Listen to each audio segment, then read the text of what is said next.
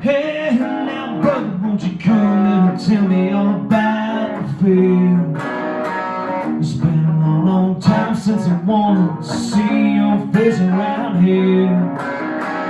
There's thunder clouds to the east, but it don't really look like rain. Won't you take a seat now, man? You know time is gonna ease the pain tonight. Be right.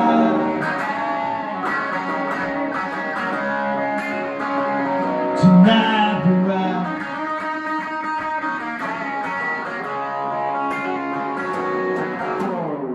Hey, now little girl, I see you got your brand new red dress on. Last time I seen your face, no, I swear your face was gone. Yeah, you done your time up in heaven, and I know you think you've been through hell.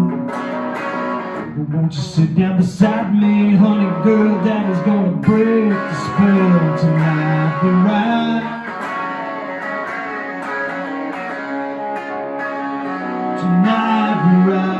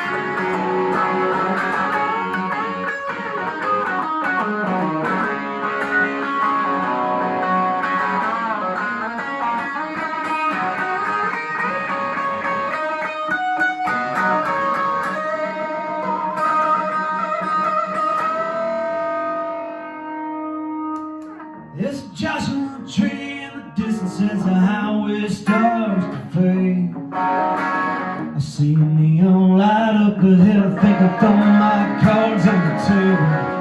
Well, you done me right and I done you even, and we've done some world a favor. And don't you worry now, little girl, it won't last long, just until forever. Tonight, be right.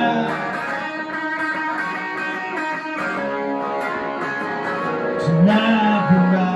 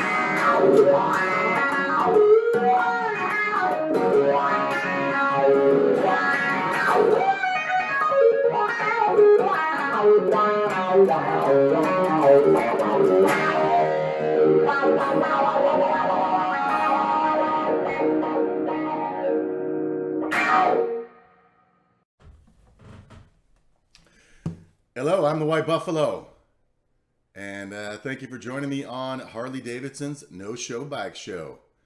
All right, appreciate you. This is a song off my latest album called Problem Solution, and off the album On the Widow's Walk. Okay, I'm the White Buffalo. Have a great day, everybody.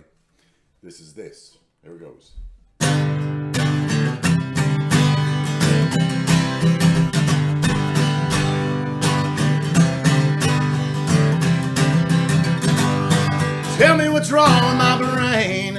Doesn't like to be stuck in the drain.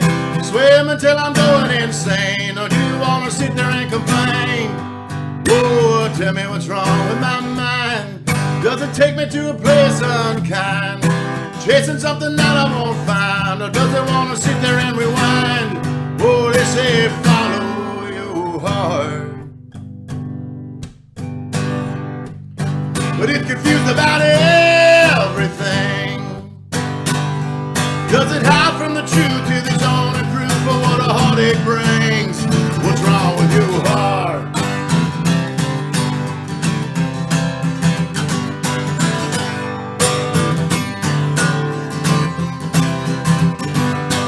Tell me what's wrong with your heart. Was it cold and beaten from the start? Did it grow old or did it just get smart? Or did you just tear it apart? Oh, tell me what's wrong with my songs. What happens when they don't sing along? When the words in the chords just come out wrong? Where the hell do I belong? Oh, they say follow your heart, but it's confused about everything. Does it hide from the truth till there's only proof for what a heartache brings? What's wrong with your heart?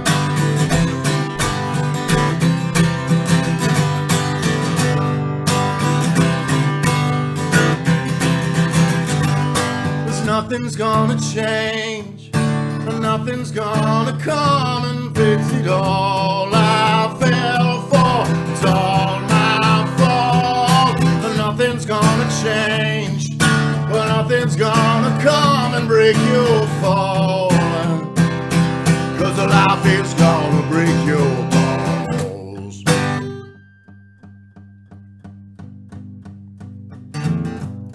Well, it's a new day, one more chance to step in the light.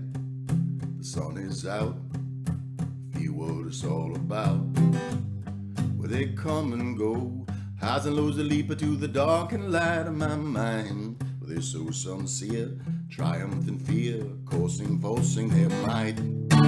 You can't live this life straight.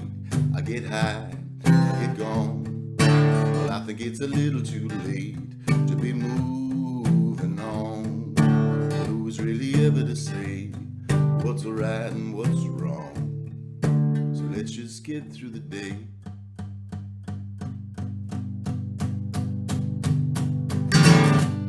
Maybe a new way to get more fists for the fight. Fight or flight, I rechecked the meter, but the meter was right.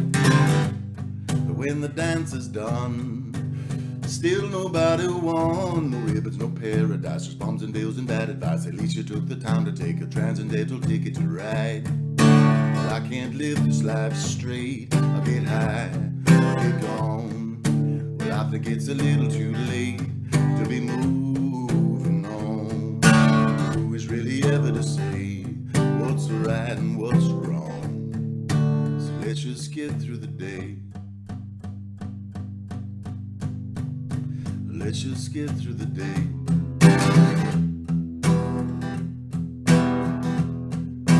Let's just get through the day. Let's just get through the day.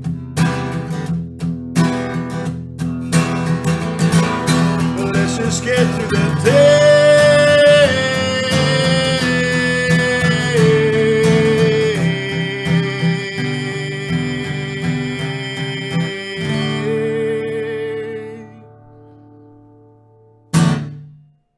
That's me, the White Buffalo. Thanks, Harley-Davidson. Appreciate you, folks. Have a great day. Stay safe. Hey, what's going on, everybody? Mike and John here from Hollis Brown. We'd like to thank Harley-Davidson for letting us be a part of the HD No Show. This song called Rain Dance. 3, 4.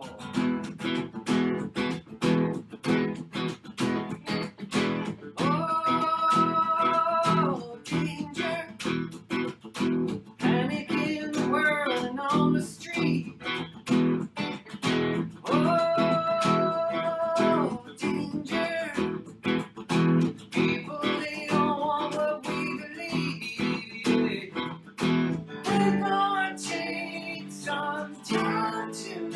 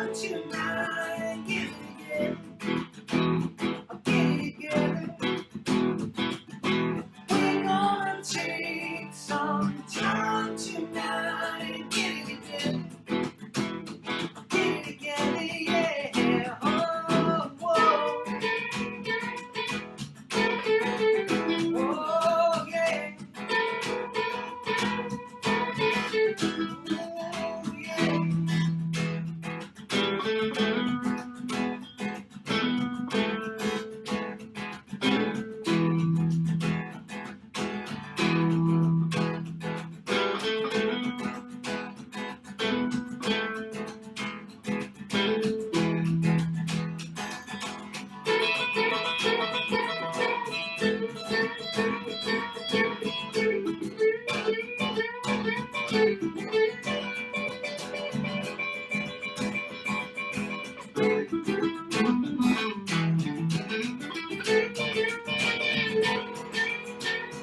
get it together. Get it together. Get it together. Get it together now. Get it together now. Get it together now. Come get it together, yeah, yeah, yeah.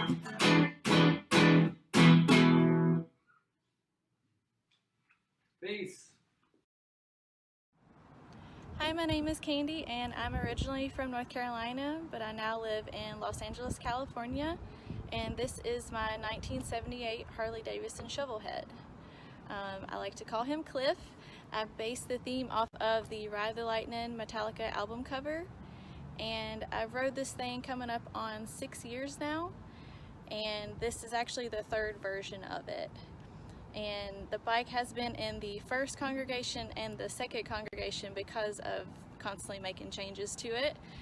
And now I have changed it again, and it's no longer jockey shift. I rode jockey shift for 5 years, and I wanted to change it up to make it tougher for LA so that I could get in and out of traffic and situations and split lanes faster. So here it is. So some things to point out. We just recently added this 8/35mm front end, and I really wanted to run a hamburger drum brake with the 21 wheel, so we had to weld this brake stay on. And then I also added a CV carb because apparently it's the best carb, the only carb my husband likes. My tank was actually done by Michael, known on Instagram as Flying Weasel. He did the tank based on the Ride the Lightning theme and killed it. My favorite thing is the font. And my gas cap was done by Frank, also known on Instagram as Vicious Cycles. It has my dog's tag in it. Had him for 13 years and he passed away about 2 years ago. So I love having that on here. And my seat was done by Ginger, also known on Instagram as New Church Moto. My husband made the seat pan and then just sent it to her to get covered.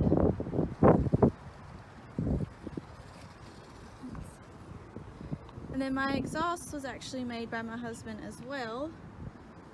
And the hardtail was done by him. And he did it actually with the kit from the Hafley brothers, their hardtail kit. And the sissy bar was also done by my dude. He made it from 5/8 by 1/2 inch square stock. This is actually the second one I have. I have a shorter version. I love this one, it's cooler, and I love the twist detail that he did. And my oil tank is a filter in Paco oil bag with my favorite sticker on it.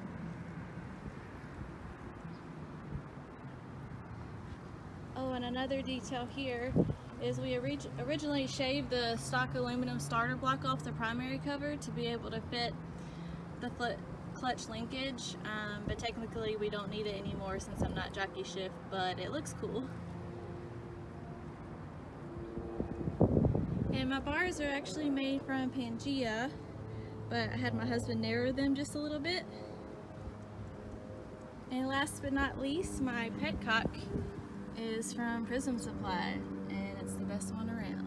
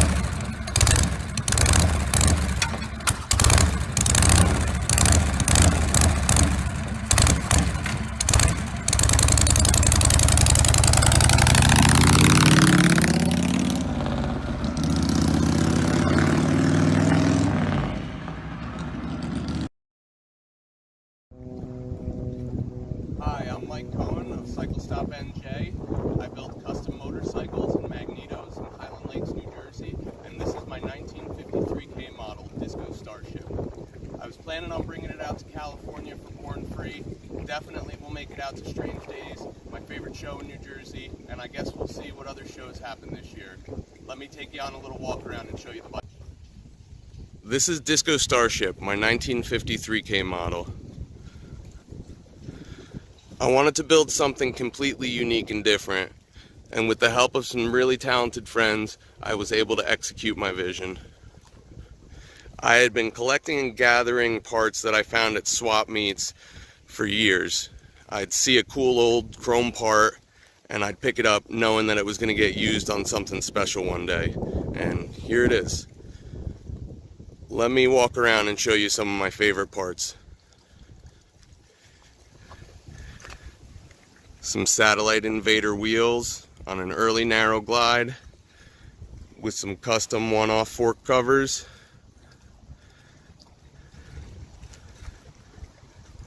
This is an old chrome Gary Littlejohn spear tank. I think it's my favorite part of the bike. Kind of built everything around it.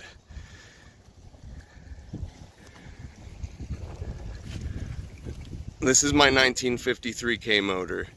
This motor was once owned by Dave Perowitz. It has a long backstory, and I'm really happy to own it. It's got KR heads, roller bearing crank, roller bearing cams, a whole bunch of really cool stuff going on inside there. It really rips. Some custom one-off exhaust pipes, all polished stainless.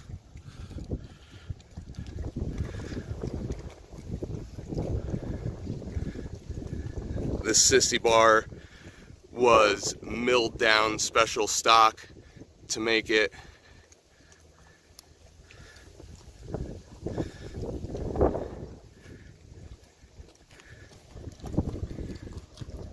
You can see it's not regular square stock.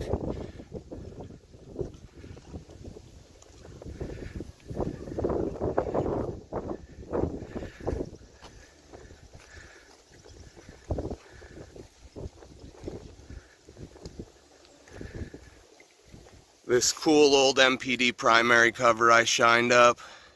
Got really good at polishing by the end of this build. Chrome linker with a one-off air cover.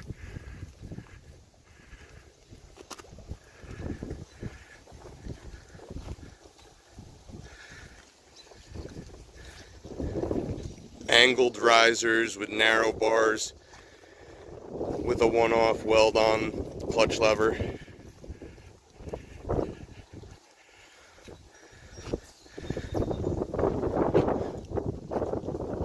Really proud of how this bike came out. Grateful to Harley-Davidson for the opportunity to show it to everyone. I really hope you guys like it.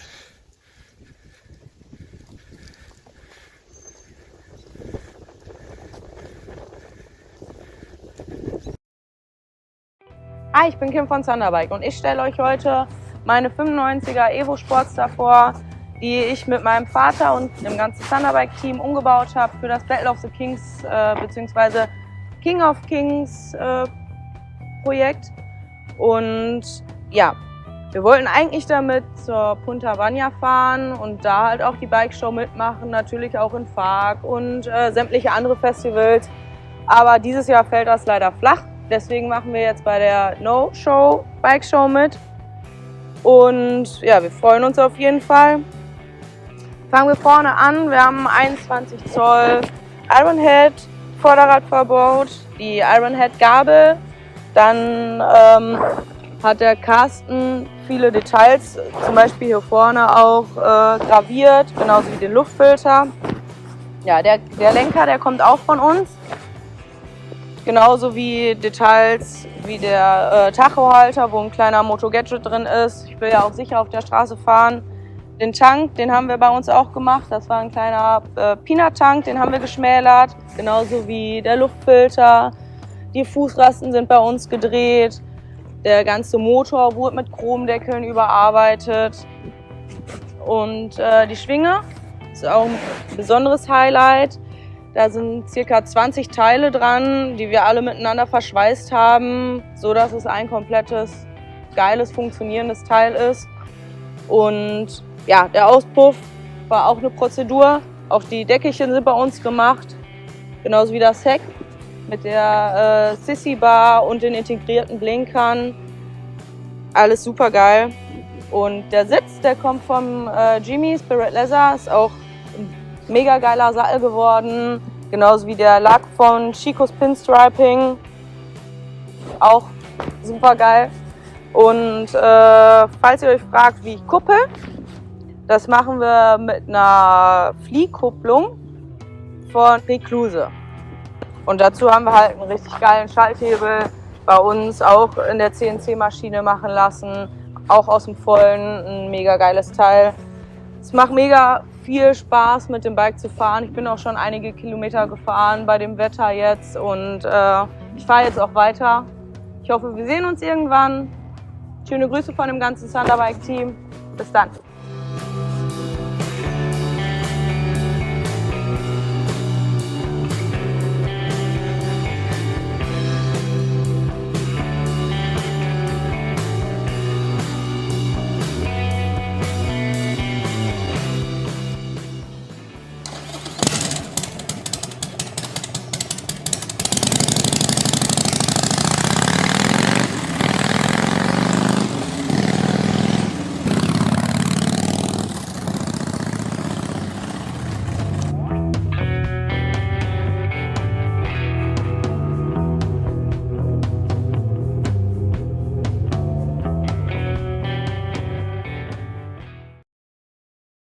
Hi everybody, I'm Marcos from Barcelona, Spain. We are here in my garage called Free Custom Cycles, as you can see in my t-shirt, to show you my Evo from the 1990. The history of this bike starts with my friends Mario and Vince from Switzerland. When we was at the No Show in Japan in 2016 December, he told me, "Hey, why you can make a bike for our show?" So okay, why not? And I only have 5 months to finish the bike. I'm really proud of this bike. I've been in so many shows with this bike in Germany, Italy, and Switzerland, and people like it. So I'm really glad to be here at the bike show from Harley-Davidson. It's a big honor for me. I've been chosen from Harley-Davidson to show my bike. So let's go. This is the bike. As I told you, it's a 90 Evo. The history of this bike starts for me in 2002 when I bought the bike in Valencia. Originally it have a Harley-Davidson style. I really like it, but it's my style, and I bought it thinking to put my hands on it. I stuck with the original frame, and I put the bracket and tabs, all the unnecessary things on the frame. I cut the neck too to put 42 degrees and fix that girder fork. I love this fork. It's clean, beauty. It looks perfect on the bike.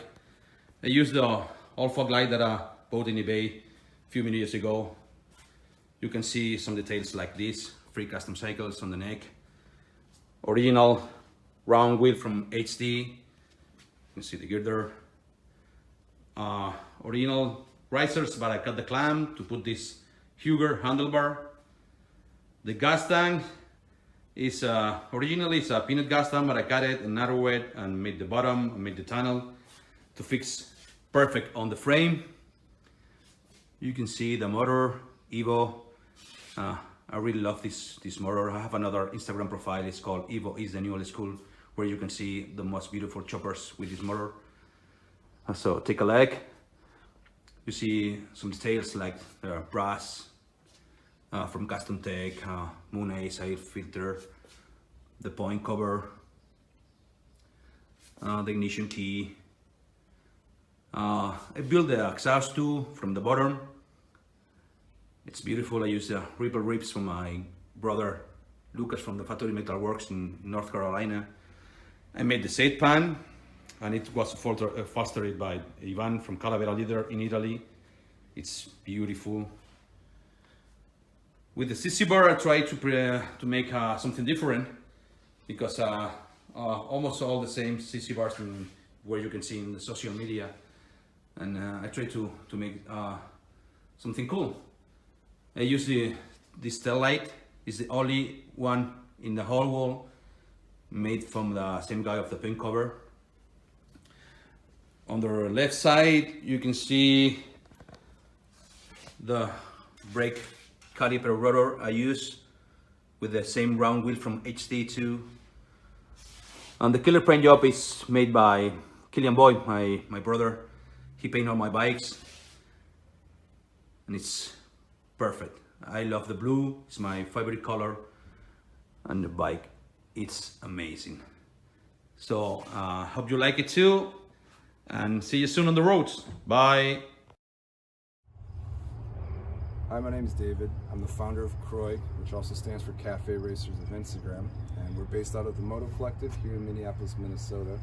It's also where Curry Sauce is located, so come on in. So here it is. It's a 2007 XR 1200 that, as you can see, has been customized quite a bit. This whole project started when Kuryakin and Croy got together, and they came up with some new parts that we thought would work really well with the bike, from controls, levers, to the rear sissy bar, as well as a custom seat from Mustang. We used a lot of the Dillinger parts and some of the Kellerman lights. And with posting all these different types of motorcycles, we wanted to combine all these different cultures and styles in a way that we thought was cohesive. It could be, argued that it's not, but it draws a lot of inspiration from the Bosozoku culture, which is a Japanese bike gang culture that started in the early 50s, but then grew in popularity during the 80s. Translated, it means running out of control, which we hope this bike will be doing in the future. All the bodywork was custom done by Jake, the Flying Dutchman, out in California, and this is where the bike was built. So it debuted at the Born Free show, and then shortly afterwards went to the Hand Built show. Without any of the vinyl graphics, it's just raw, which looked great in its own right. But we wanted to, ask our audience what they thought would look really good for a design, and because we couldn't come up with one, we decided to do two. So if you come to this side of the bike, you'll also see a design that most of you probably have seen somewhere, the Great Wave design. And we did it purple just because we're from Minneapolis originally, so just paying homage to the prints. And as you can see, the wheel setup is set up for super hooligan racing. So rather than just being a show bike, we also intend to see how it does on the track.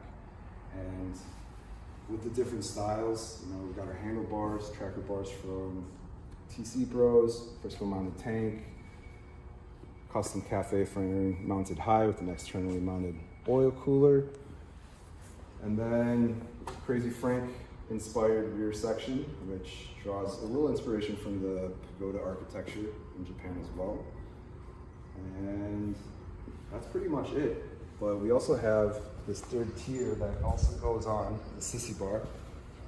This will go on eventually, so this is definitely a work in progress. So keep an eye out for it. There's a lot more in store for it, but hope you enjoy it or hate it. It's intended to do both, so thank you. How y'all doing? My name's Dave Polgreen. I am from St. Paul, Minnesota originally, now living in Long Beach, California. This is my shop. I don't do it for money or for a business. It's just literally for fun, and that's it. It's a mess right now because I'm redoing it all. Call it Erotic City Choppers in honor of Prince, one of my favorite musicians.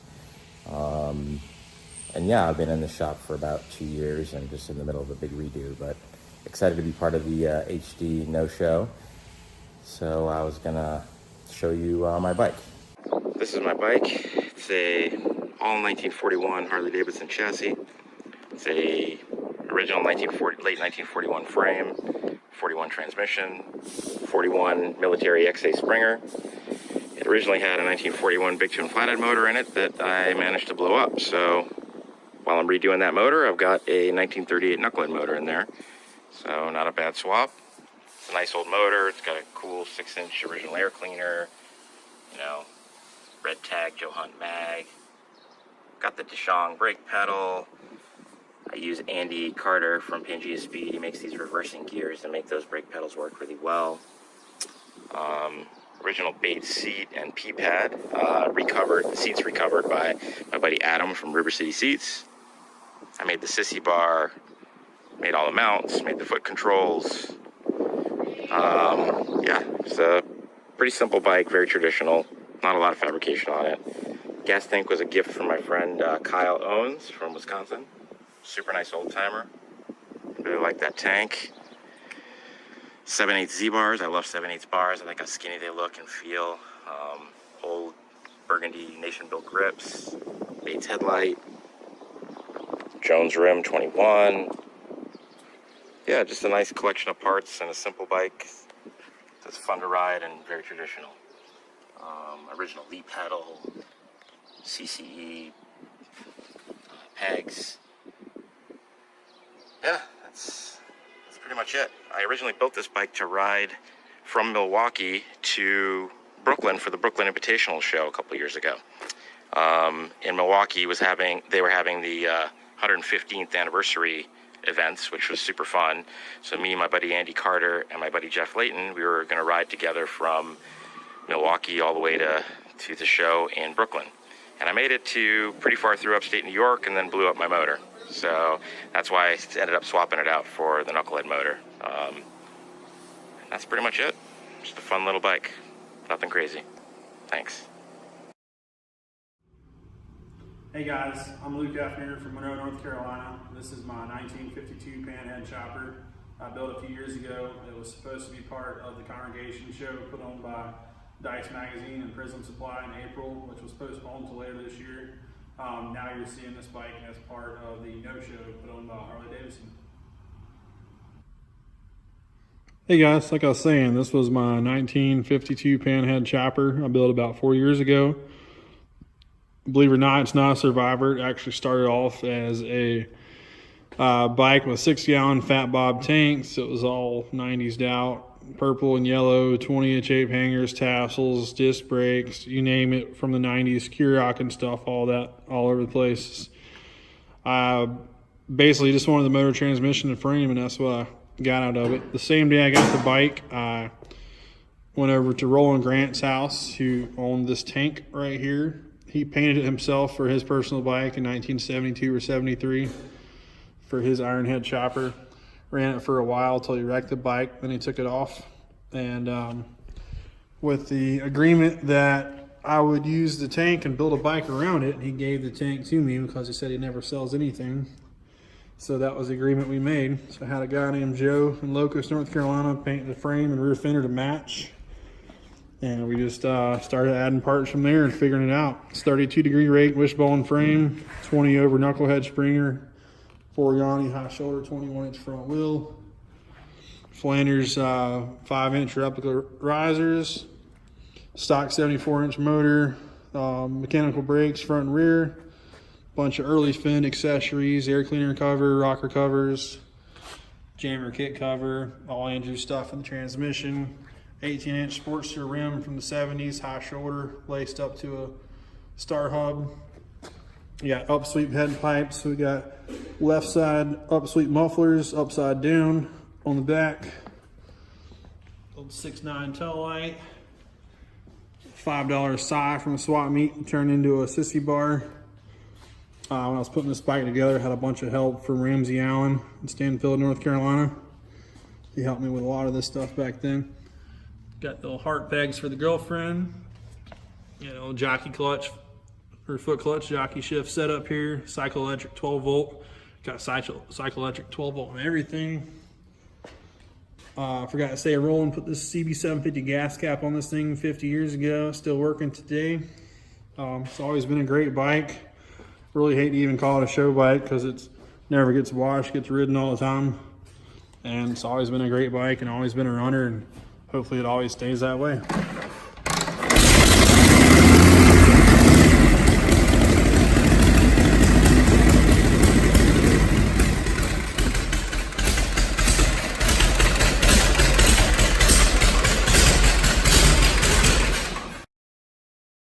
What's up, everyone? This is Winston from Rockford, Taiwan, and this is my latest build, Thunder Chaser. It was built by a brand new Harley-Davidson Milwaukee Softail. I think it's a 2018 model. And for me, the new Milwaukee Softail platform is the perfect base to do almost any kind of barber-ish direction custom. And this is it. And very happy with it. It's a new silhouette that Rockcraft haven't done before, but it's still true to our signature style, the barber style, with a lot of new and old shaping and line combined with the new technology, the vintage style proportion, and here it is. So this bike is a true barber style based on a Softail platform, and with this time I try to do with a more horizontal line. So I use 18-inch wheel from Ardennes, Coker diamond thread tires that create the baseline of my silhouette, the proportion. And then this exhaust is, I try to take inspiration from the old flat track exhaust pipe, but change the line, change the direction that it works, so it's a little suitable for the like a vintage barber style.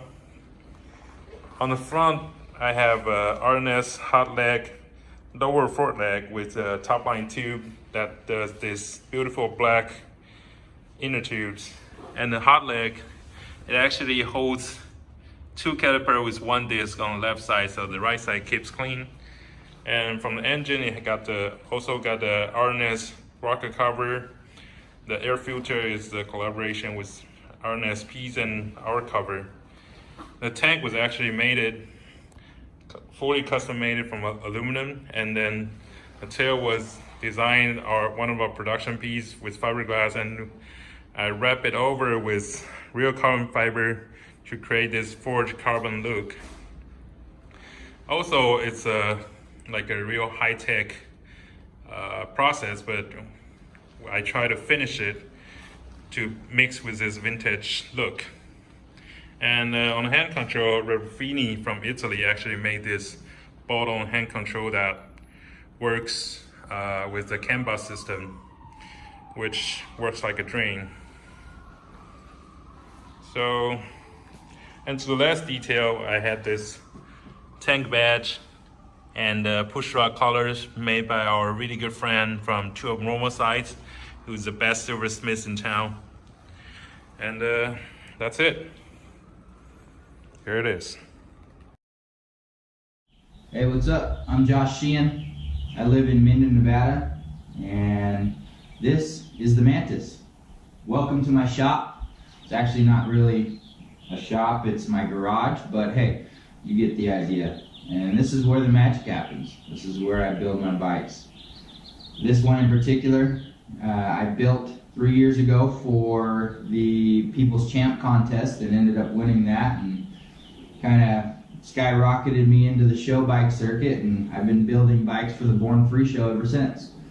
As we know, Born Free was postponed until the end of September. I'm working on a new one right now for that. I'm very excited about it, but I wanted to show you guys and participate in the No Show with the bike that started it for me. So this is the Mantis, 1968 Harley-Davidson, hand engraved rocker boxes and cam cover, 21 over front end. Let's take a walk around. I'll show you a little bit more about it.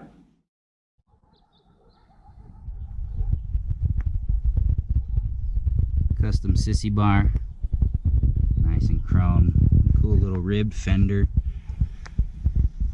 18-inch high-shouldered rim on the back, nice custom BMC style seat, 2-into-1 Dick Allen style pipe, custom hand engraving, deep relief engraving by my dad. Really cool to work on a project with him. He did all the design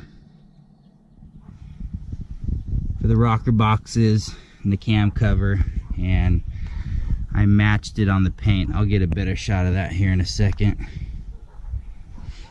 21 over front end, Denver's choppers, built by my buddy Mondo up here in Reno.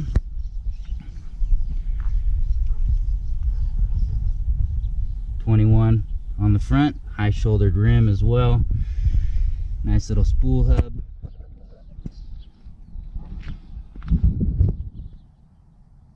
Here's a better shot of the paint that I did. Might not be the easiest to see, but that's all molded around the paint there. We did some silver leaf on the base, a little airbrushing over the top with the filigree to match my dad's engraving. Cool little tie-in there. It's like a pearl orange, a little bit lighter than orange, but I really dig the color on this thing. A little bit on the B side. Foot clutch, jockey shift, and this little chain guard here, made that from an older inner and outer primary. Cool little touch, you know, keeping the old school alive. Right on. Well, thanks for checking out my bike. Once again, thanks to Harley-Davidson for putting on the No Show. Very excited to be a part of it. Can't wait to check out the other guys' bikes. Peace.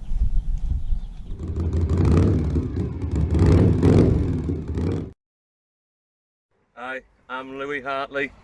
I own and run Death Grip Custom Cycles in Teesside, England, and this is the final farewell panhead that I built. It's based around an original panhead top end, and then we've used some drag parts on the bottom end and Andrew's cams, Jim's crank and things. Pretty much everything else, barring the wheels, was made in-house at Death Grip Custom Cycles. These are a set of our Slim Jim springers. These are 30 overs. I've also made a one-off top clamp integrating the bars into the top clamp, and a one-off headlight mount on it. The frame is a one-off built again in Death Grip Custom Cycles. It's been stretched up around 8 inches and about 4 inches out, and it's got around about a 52-degree rake in it. It's got a lowbrow customs Wassel peanut tank, narrowed by 2 inches and then welded to the frame and moulded in, all sheet metal underneath the moulding, and that sheet metal carries on round to all the moulding here that holds the seat. The seat, I made the base, and then Dav in Edinburgh, Scotland, of Slowcore Leather Company upholstered it for me. I used a lowbrow manta ray fender and heavily modified it. The sissy bar goes into stainless blind mounts, so it's not bolted on, and then as you can see there's a lot of moulding around there. The chain, each link was welded up, ground down and then polished. I made pipes. The front pipe wraps round from the front cylinder coming round back to the normal side. The paintwork was done by Matt Earl in Leeds, England, and it's candy cherry red with a lot of darker fades and then variegated gold leaf underneath, which comes out really nice in the sun. I've got a S&S Super E carb on it, and like I say, everything else, the foot controls, all the little incendiaries are all built in-house at Death Grip. Stainless top motor mount, all the stainless oil lines. That's about it. And thanks a lot for looking at my bike, and keep riding free, everyone. Cheers.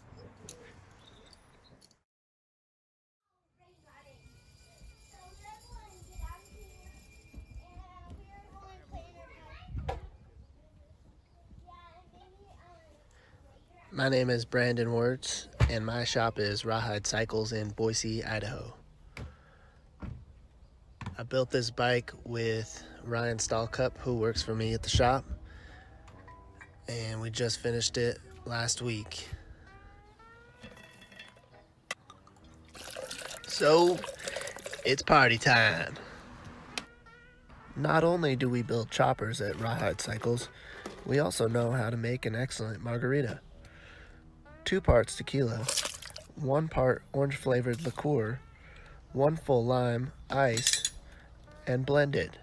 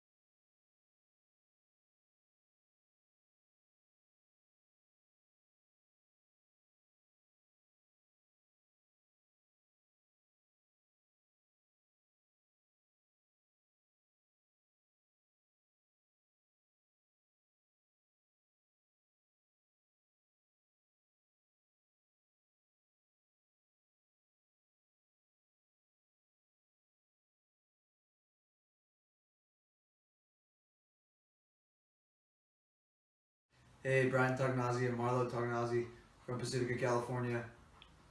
We're going to talk about the Creamsicle. It's a San Francisco style chopper. Hey guys, so this is the Creamsicle. I'm going to walk you through it real quick. This is a 66 shovel head placed into a early wishbone frame. This frame being the most important part of the bike to me. It's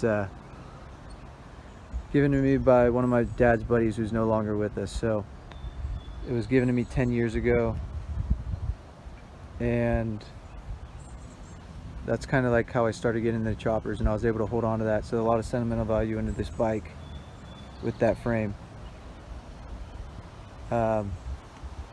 Bike represents the late 60s, mid 70s style choppers in the San Francisco Bay Area, representing from where I'm from, and a tribute to both my stepdad, and my biological father, both being heavily into choppers back then and living through that era. So it has high mid mounts, high foot controls, 8-inch over wide glide on a stock brake frame, shaved lowers, left the front brake tab for the front brake, 21-inch wheel in the front, 16 rear, which complements that beefy inner outer primary, and I have double Z handlebars on there with that sissy bar I made up to match that.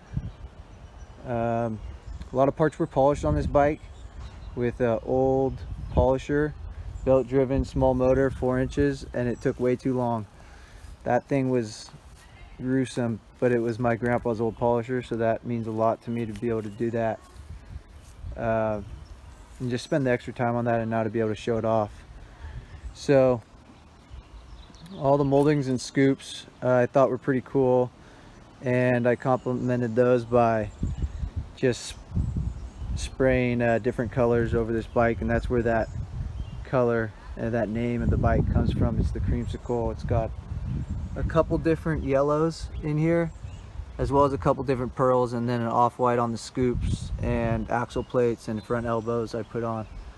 So yeah, like I said before, this bike is a tribute to both my dads, my biological father no longer being here, but my stepdad, you know, taking that role and helping me build choppers. So yeah, hope you enjoy it. 66 Creamsicle. My name is Vijay Singh. I'm from Rajputana Custom Motorcycles here in India. What you see here is a Harley-Davidson 48 Sportster. It still pretty much has the stock stance and the stock lines, so we didn't want to deviate too much from that. If I bring you in a little, what we have worked on is a lot of the metal work. So even though this is the stock tank, we cut out an indentation over here. We've added a few layers of metal. We've done the same over here on the exhaust cover. So the heat cover, you got some dimples in there, got a little border as well. It's shaped really well. To match with that, if I swing you around to the front, you can look at the skid plate, the bash plate also. So this kind of metal work you'll see on the stock bike. To add to that, you have two 5x16 Cocker tires for the front and rear, these universals. So it gives it that butch, beefy look. To match that, we have thick fork covers in the front to make the front forks look a little thicker. And the same goes for your rear suspension over there. Moving on, we did the exhaust in-house. The dye has kind of come out because we tried to use a fabric dye to make this black, but it didn't really last on the Kevlar once it heated up. Other than that, you got a custom handlebar, custom risers, custom grips, custom bar ends, foot controls, inverted the mirrors, drop down over here. If you also, okay, you got an EK chain. You got a gold EK chain. We've got a custom sprocket for the rear and the front. The front sprocket cover is kind of wrought irony, you know, designed like that to match the gas tank mount as well. And then if you start to look over here, you've got some engraving down here. If you come up to the gas cab, it reads Pasha. That's what we've named the bike. It's been named after the client's dog who passed away. He called him Pasha, so it's in his memory. And so you got a little bit of engraving there, as well as the oil cap, and on the head, on the covers over here.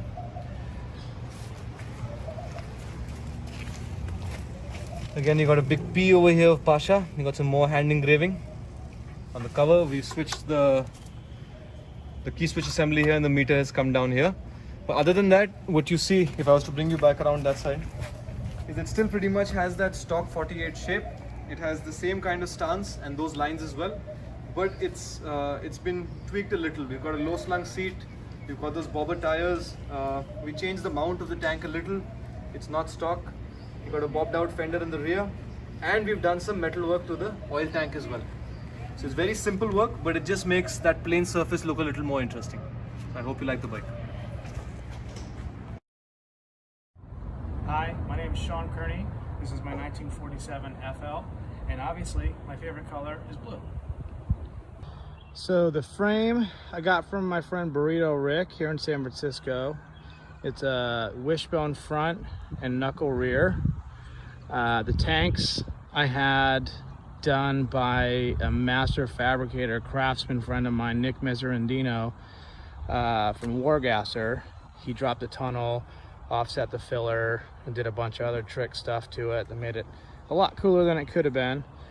The Bondo, I did the bad parts, and all the good parts were done by a friend of mine, Mike Jones, out of Australia. I just kept feeding him wine and energy, and he knocked it out. The seat I got from the Hunters Point swap meet that Rick Usey puts on. I got it from the Throwback Cycle Parts guys. I just fell in love with the thing because it was so unique. As far as the mechanics of it, motor bottom end was rebuilt by Steve Leandro. Heads I got from Ryan Grossman. Duncan Keller rebuilt the top end. As far as the paint, I did it and it shows. But the gold leaf and pinstriping was done by Bob Kramer up in Santa Rosa, and he killed it. Just had endless parts help from friends, Gary, Isaac, Stefan, all those guys. One thing I'm really stoked on is this what used to be an axle nut that I turned into a spiky little nonsense piece of jewelry. Just figured it could be a little more dangerous, right? The pipes were done by Matt Jackson, Jackson's Choppers out of Austin. He nailed it, just out of measurements and guessing. The mids are another part that I really like. They were made by the late Kelly Clark, so it's really cool to have a piece from him on this bike. I built this thing to ride, not really to show, so it's gotten kind of chewed up and chipped and all that from the road, which I'm fine with because I can't have nice things. I just did 1,200 miles from Boise to Canada last year, and I plan to do the same again this year. So that's my bike. Hope you like it. That's all I got. Thank you.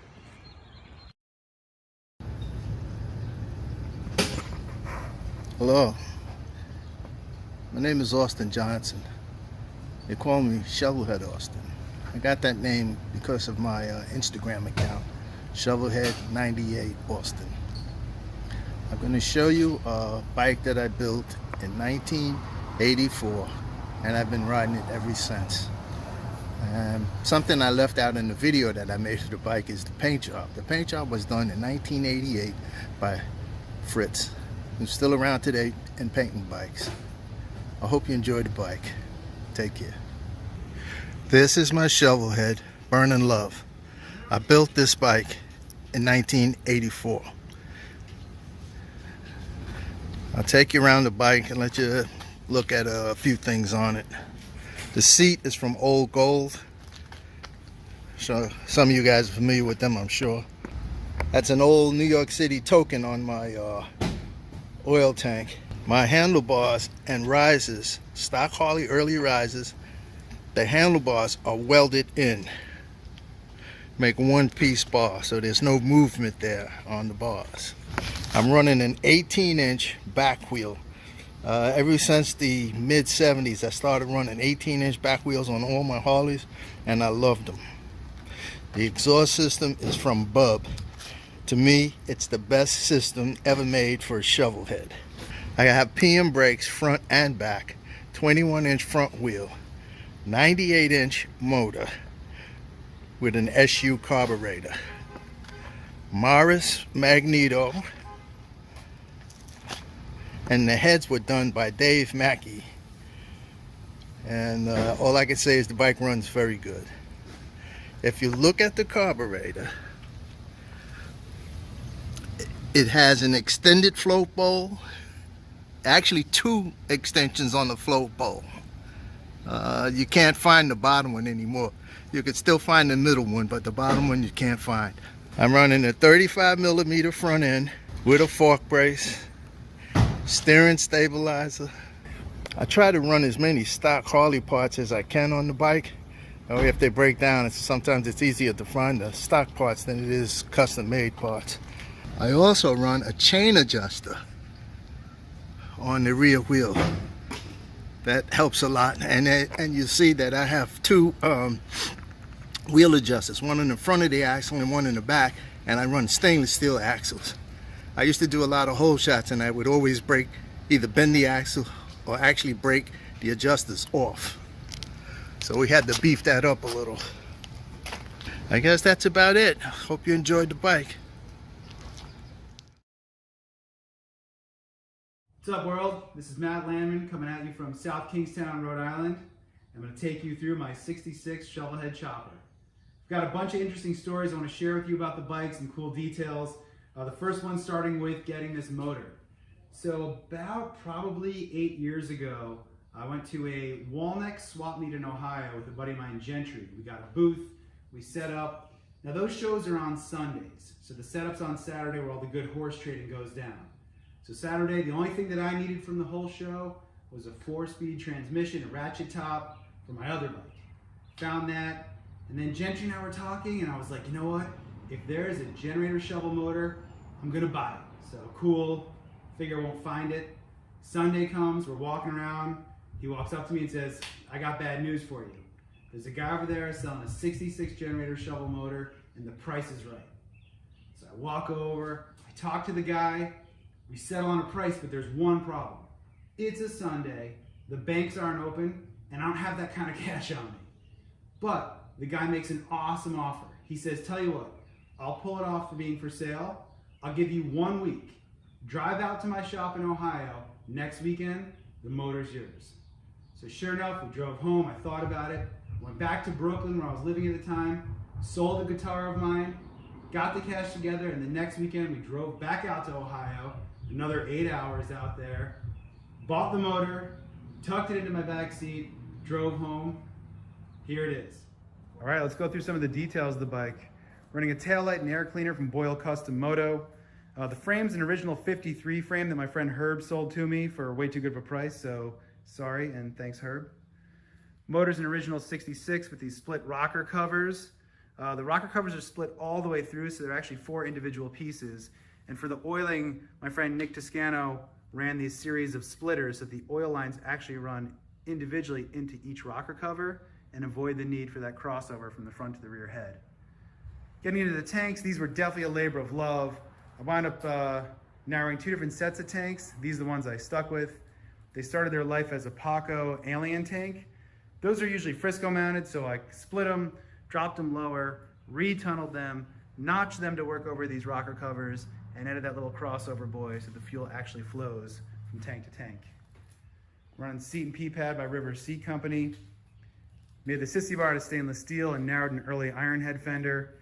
Now I built this bike when I was living in Brooklyn. I built it out of a small 1-car garage, so you can imagine from all the fabrication noise, I definitely made more enemies than friends, but it was worth it.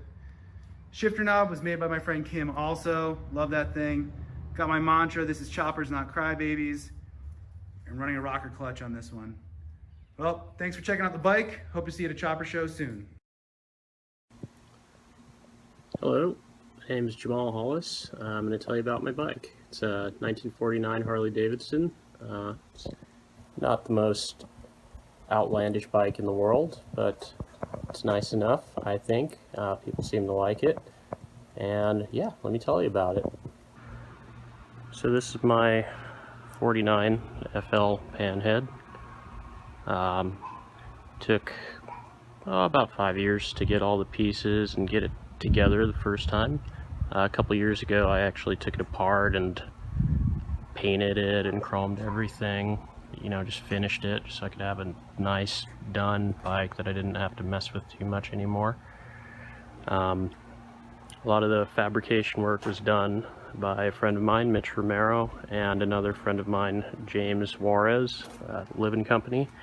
I just wanted a very traditional chopper, all original parts. I got the frame from a guy in New Jersey about 15 years ago.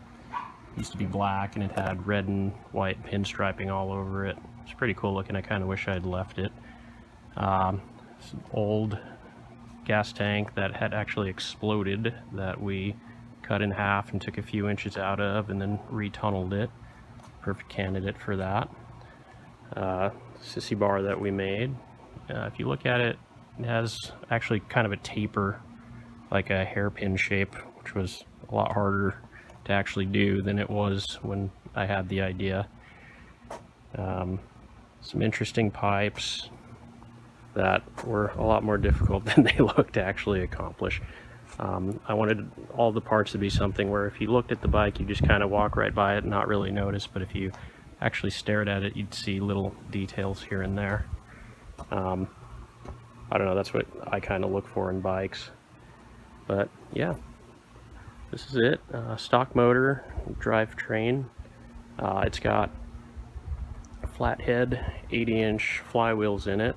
Makes it a little bit faster on the freeway, but not enough to really tell anybody that you've got a big hot rod motor or something like that.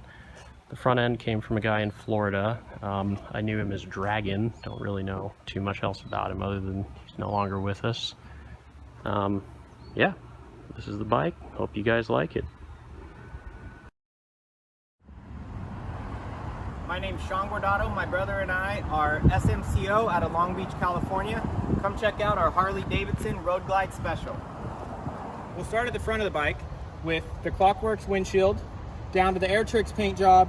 We fabricated a light bar out of chromoly to house the Baja Designs LED lights. We added in the CVO lowers with another LED light from Baja Designs. The front and the back of the bike have suspension from Olin's with Kraus components holding everything together. Brembo brakes, Brake Tech rotors, BST carbon fiber wheels, and Pirelli tires to put the traction to the ground where it counts.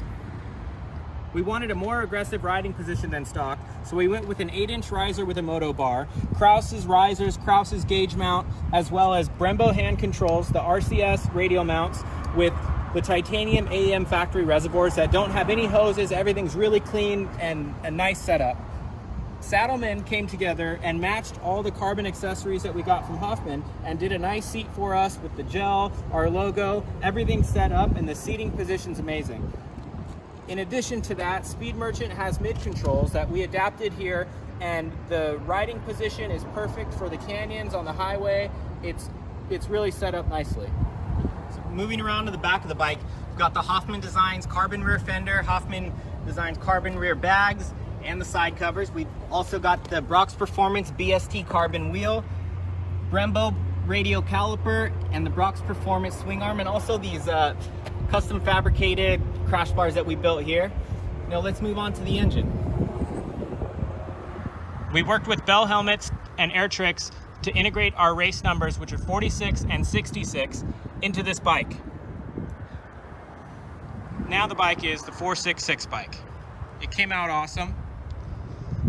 Looks good, handles well. Now let's get it fired up.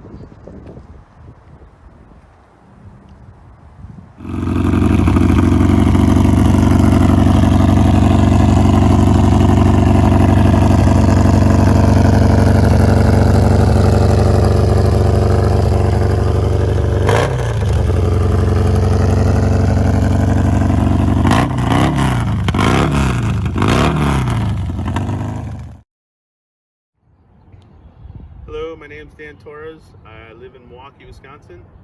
I run a small garage shop called Milwaukee Moto. This is my 2016 Harley-Davidson XG750 that I call Indy. It was supposed to be in the Mama Tried show this year, but things have happened, and now I'm going to make a quick video and highlight some of the cool stuff that I did. I'll start off with the swing arm. Absolutely proud of it. It was a ton of work. The suspension linkage was more work than anything. A lot of 3D printing, a lot of machining, a lot of trial and error, but you can't really see any of it, but it's all in there and it operates perfectly. It came out awesome. I'll start from the front. Used an R1 front end, good stopping power, good suspension. CB200T for the tank. Had a really good slim design. Nice straight lines. If you look down the center of the bike, and keeps it nice and skinny. Underneath the seat, we got all the electronics, the computer, and a giant external fuel pump inside there. It works perfectly.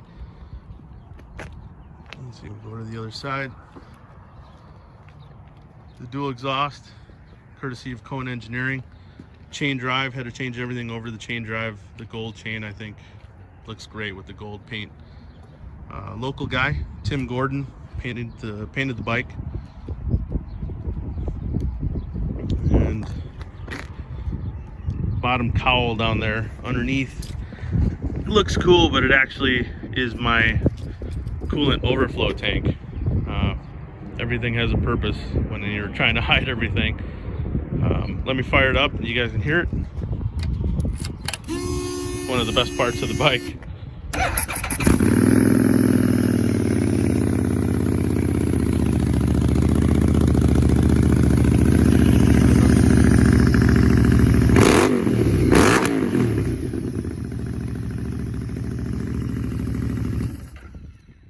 Has a really good hit, looks amazing, sounds amazing, and rides absolutely amazing.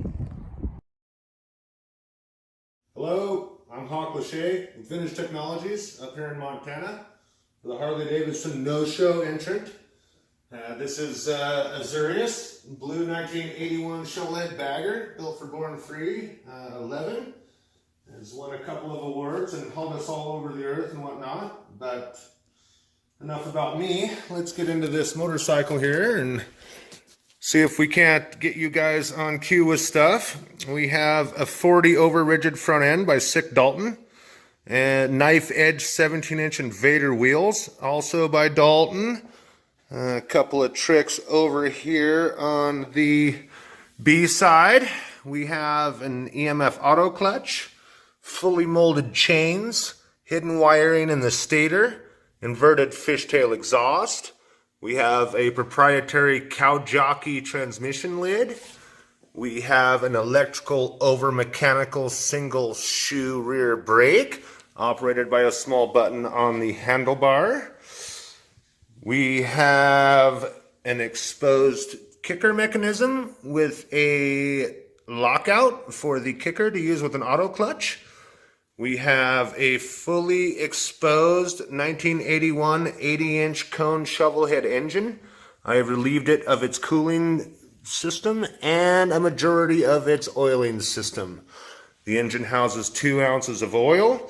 The fuel is in the backbone of the frame, which has been designed, welded, painted, bodyworked by myself in-house. Let's fire this engine up so everybody can look at it.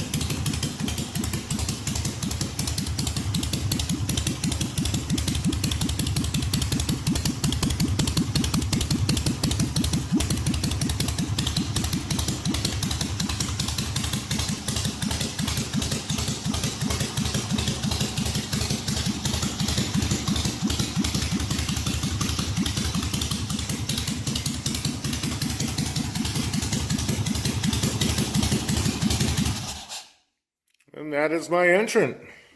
A lot to get in 3 minutes, but there she is. Thanks for having me, everybody. Hi, I'm Masashi Hara, black motorcycle top city in Japan.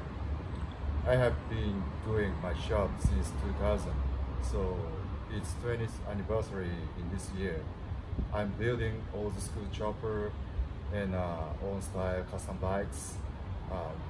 When you come to Japan, please stop by my shop. Thank you. This bike is 1978 Harley-Davidson shovel head.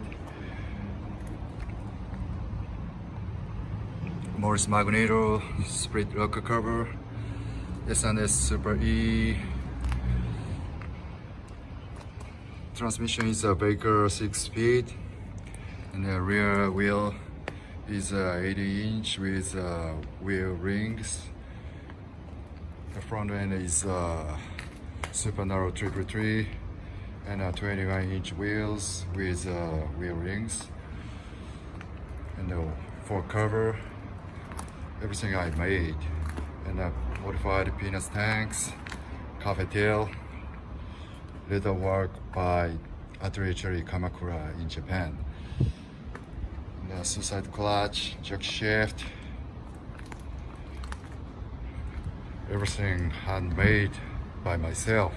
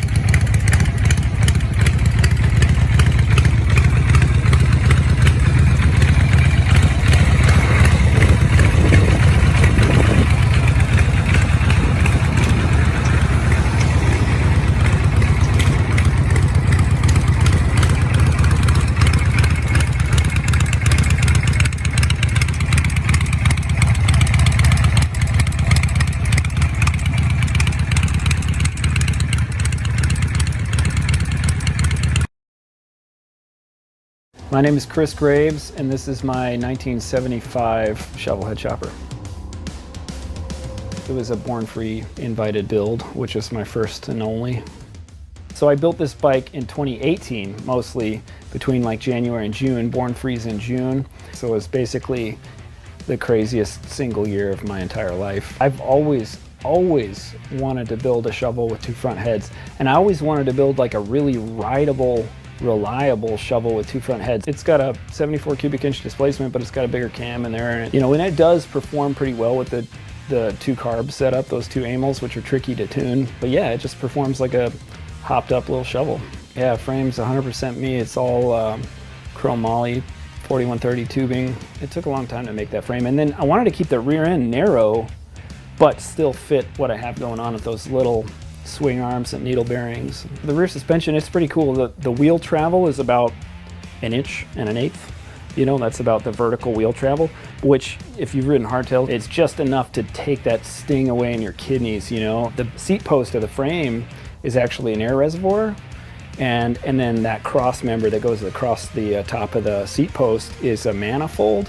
And then so I have a few little NPT fittings, and then I plumb that into a couple solenoid valves so you can just raise it and lower it. And then there's another circuit that has a fill valve and a dump valve for the seat. So the seat also has air bags under it that like raise the seat up, and so you can fill that on demand and dump it on demand. Well, I love the way two magnetos looks. I'm not gonna discount that, but I really love the way it works. And when you think about what has to be reliable, like think about airplanes, small aircraft like Cessnas, they all have redundant ignition systems that aren't dependent on electrical input. Even if one shits out, and the battery shits out, you're still like in the sky, or in my case, on the road. I get more questions about that front end than probably anything else on this bike. It seems like every week somebody says, where did you get the tubes? Or what did you do to your tubes? And they're titanium nitride, like you'd see on a drill bit, that yellow color. But you actually just buy them from Custom Cycle Engineering makes them, and they make them up to 4 over for the FXR guys. There's 3 colors of Cerakote on there, not just the bronze. But yeah, it's a firearms coating is really the market that stuff took off in, but it is used on other products. The advantages to it is it's really, really tough, right? Like it has really good scratch resistance, and it's essentially a dimensionless coating, so you don't have to mask anything. And it does well with temperature. They have a bunch of formulations. I don't know, I've always loved choppers. Even the basic hardtail, simple, timeless, lack of real functionality, that's my draw. But if you could take that and then add a little functionality to it and still, I don't know, hopefully keep it tasteful in the same way, or keep it like doing the same thing to you visually, then why not? All right, guys, here she is. 68 shovel. Started life as a pile of parts in my garage. Just kind of kept the pile growing until I had enough stuff to build a chopper. Original shovel head frame kind of messed up, so hardtailed it. Made the bars. Took a set of FL trees, narrowed them down. Somebody had a little incident, so they were bent up. Put some hella lights on there because I don't like seeing where I'm going anyways. VCP lowers, 21-inch spool, peanut tank. John Lefevers and his wife painted the tank. Nikki did an awesome job. He can lay down some paint, but not flames, so she did the flames. Some shiny stuff. I made the exhaust, stainless, mid controls. My buddy Lance knurled me some pegs, passenger and mid controls. 18-inch rear wheel, dirt man wrapped around it, juice drum. Sorry, my video one's not real great. Sissy bar, it's pretty good size for strapping camping gear on, which we did. Obviously you can see a little bit of dirt. Still haven't even washed it since we went camping past weekend. A bunch of us went social distance together. But juice drum, mid controls, Nothing real special about it, just simple. That's the way I like them. Skinny. Angie Dixon made the seat for me, covered it. Did a good job. But that's pretty much it.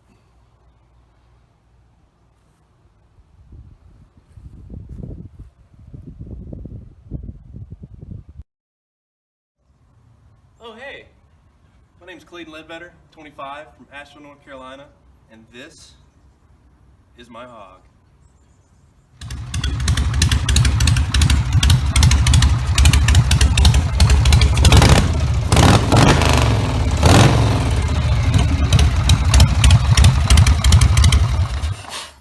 This is my 69 generator shovel chopper. I finished this version of it about a year ago, last summer.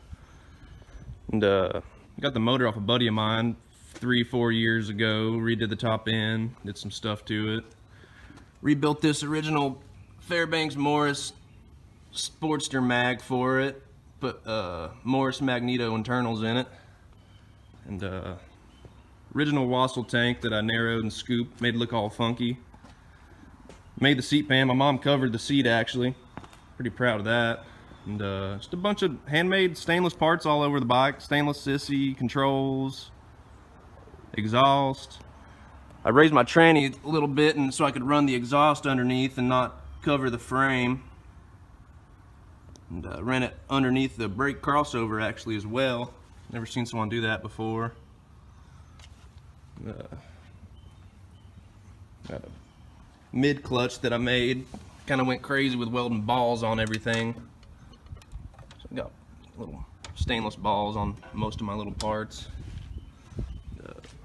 Paint's kind of this weird gray color. I made all the paint with leftover paint that I had in my shop. Kind of hard to see how it looks until it's like in direct sunlight. But the frame was a 49 frame. I got it off Craigslist. It was a little methy, so I just saved the bottom section off of it and put a repop hardtail on it and got an original neck off a guy online. Kind of made it a little more custom than normal. Front end is a narrow glide off a Sportster, but that wasn't narrow enough, so I cut in the middle. Took a couple inches out, made the top tree, narrowed the original riser and made it longer. But yeah, fun bike, rides, rips. Can't beat it.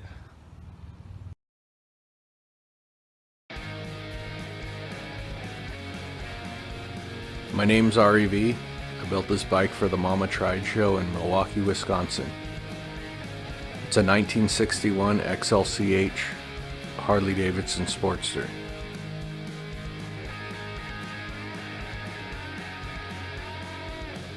This is my latest bike build, Bad Blood.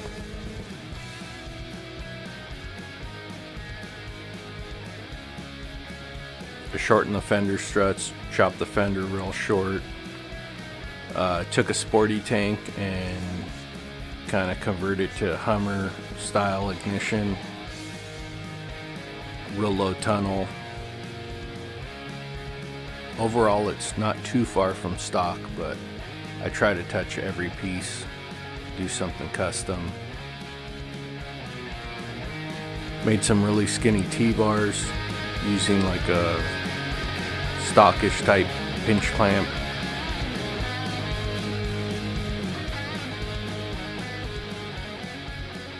Mark Schwanier did the paint.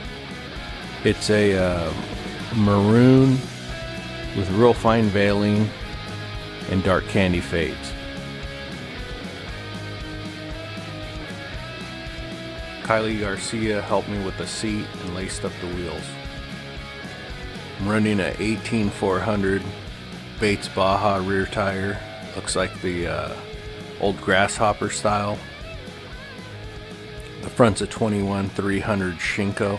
I was scrambling to get this one done in time, but like always, Bob Moreland gave me a hand finishing it up. It's real cool to have a lot of my friends involved, from Alex to Jason, Eddie, Nick, Big Nick, Mark, my brother, and Mark the painter. They all added to this bike becoming what you see in the video.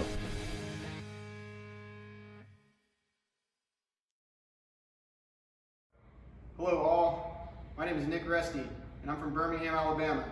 We are currently in the Chopper Kai Dojo.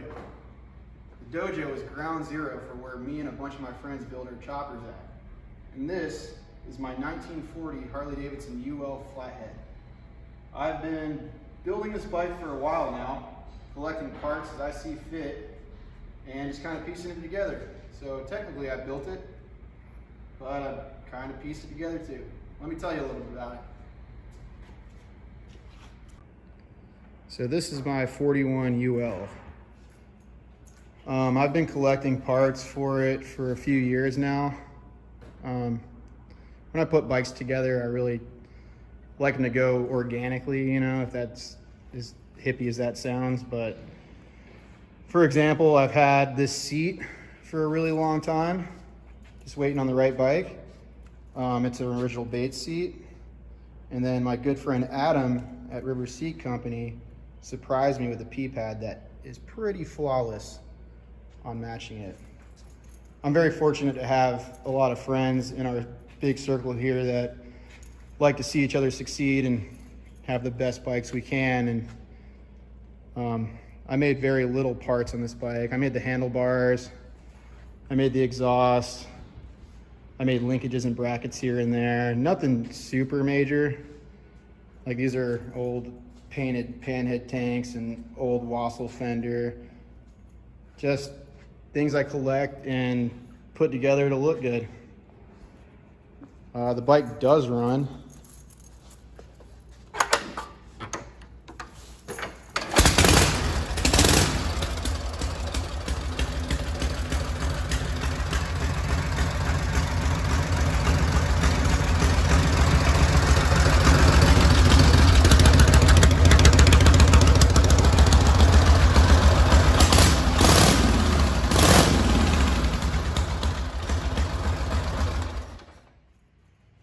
And there she is, my 1941 Harley-Davidson UL Flathead. How you doing? My name is Christian Newman, and this is my 1940 stainless steel knucklehead. Built this bike a couple years ago for People's Champ competition, won that, and won Best Knucklehead at Born Free that year. The only shows I was planning on going to this year was Born Free, and I was going to bring a all stainless steel turbo flathead. But Born Free's just postponed, thank God, and so yeah, but I'm going to talk a little bit about this bike today. The bike has an all stainless steel frame and fork, and one of the most notable things about it is that the sprocket and rotor sit outside of the frame itself. The transmission on the motorcycle was heavily modified by me from some aftermarket case components. I cut the whole right side off of the transmission and made it about 2.5 inches narrower, and reworked the clutch throwout and kicker spring return mechanism. Another noteworthy feature of this bike is that the oil flows largely through the frame, not through hoses. So the oil leaves the oil tank, flows into the right side chainstay, then forward up into the engine, then the oil return flows back into the right side chainstay, goes up through the front down tubes, crosses over at the neck gusset, goes down through the left side down tube and back into the oil tank that way. The crankcase vent then leaves the motor, goes through the seat tube, and then into the oil tank. The frame and the fork of the motorcycle are both made out of 316 stainless steel and designed and built entirely by me. The front is a girder style front end, and it uses hardware made from 17.4 pH stainless steel. The front hub is a one-off unit and it's asymmetrical. It has radial lacing on one side and cross lacing on the other. The risers pierce through the top triple tree and tie into the bottom triple tree, which then also contains the headlight support. The headlight support holds a headlight that uses a lens from a 1951 Chevy. The engine on the motorcycle is an original 1940 Harley-Davidson engine. I did make some minor modifications to it, which included making the rockers open instead of the factory closed style. The heavy lifting on the engine work was done by BA Enterprises in Lockport, New York. The taillights and sissy bar were scratch built by me. The lenses are actually interior dome light lenses from a 1940 and 1941 Hudson automobile. The electrical conductor is a thin piece of stainless cable, and it's used for both the brake light and the tail light. Hi, my name is Eric Stein. I'm originally from Long Island, New York. Now live in Charlotte, North Carolina. By day, I'm an operations manager for a commercial landscape company. I've been building / restyling, working on bikes since 2004 when I built my first ground up bike. Just started buying parts, no idea what I was doing. Ended up with a 250 fat tired chopper. Learned a lot on that bike, learned a lot what not to do. And since then, my style has evolved, thankfully, into the older style bikes. I just appreciate it more. This bike I'm about to show you is my 11th bike. It was built for the Michael Lichter Motorcycles is Art exhibit in Sturgis. It appeared in the 2019 Mama Tried show, as well as the Congregation show. Planned on going back to Mama Tried show this year and Congregation show, but you know how that goes with the current situation. Let me show you the bike. It's a 1964 FL.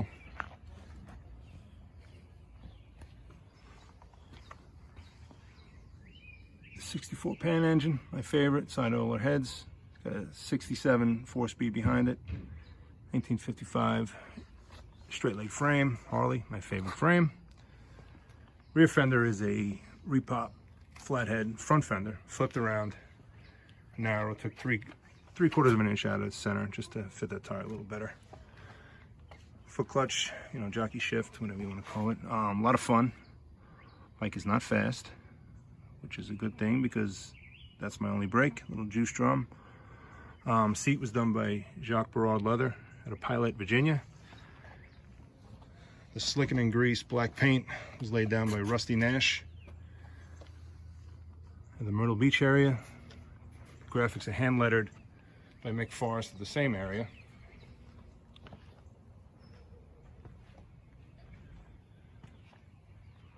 Front end is FL style super narrow trees by Visionary Cycle Products out of New York. Spool front wheel. The bars, I get a lot of questions about the handlebars online. The handlebars are Prism Supply Hurricane bars, 6-inch height. I just cut them down to fit my needs. Basically simple bike, less is more style bike. Can't go wrong with that. Hello people on the internet, my name is Jordan Dickinson and I own and operate a shop out of Minneapolis, Minnesota called Union Speed and Style, where we specialize in custom sheet metal, chassis fabrication, and leatherwork.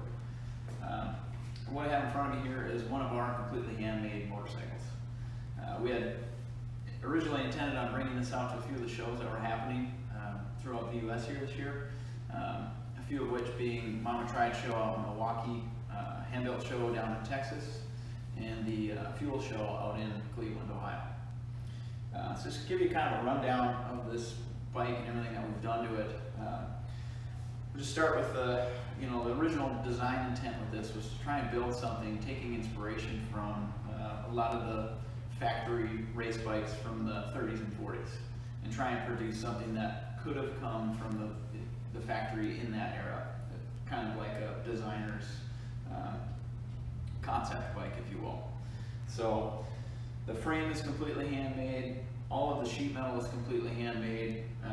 The only thing on it that's actually original Harley-Davidson is the engine and the front forks. The front forks we narrowed up 1 inch, kind of give a little bit more of a slimmer profile, a little bit more of a race feel to it.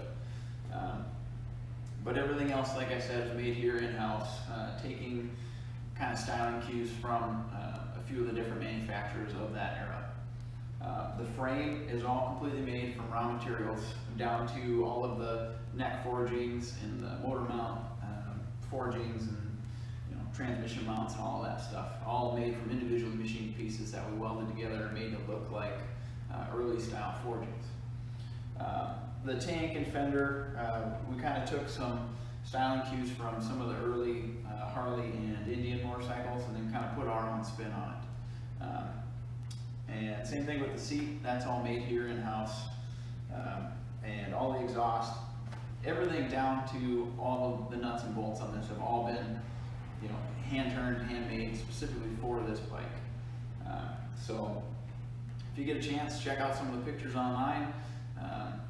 And I just want to say thanks to Harley-Davidson for putting on this show, allowing everybody to kind of show their bikes and stuff for people at home that aren't able to get out right now. So hopefully we'll see all you guys soon, and take it easy.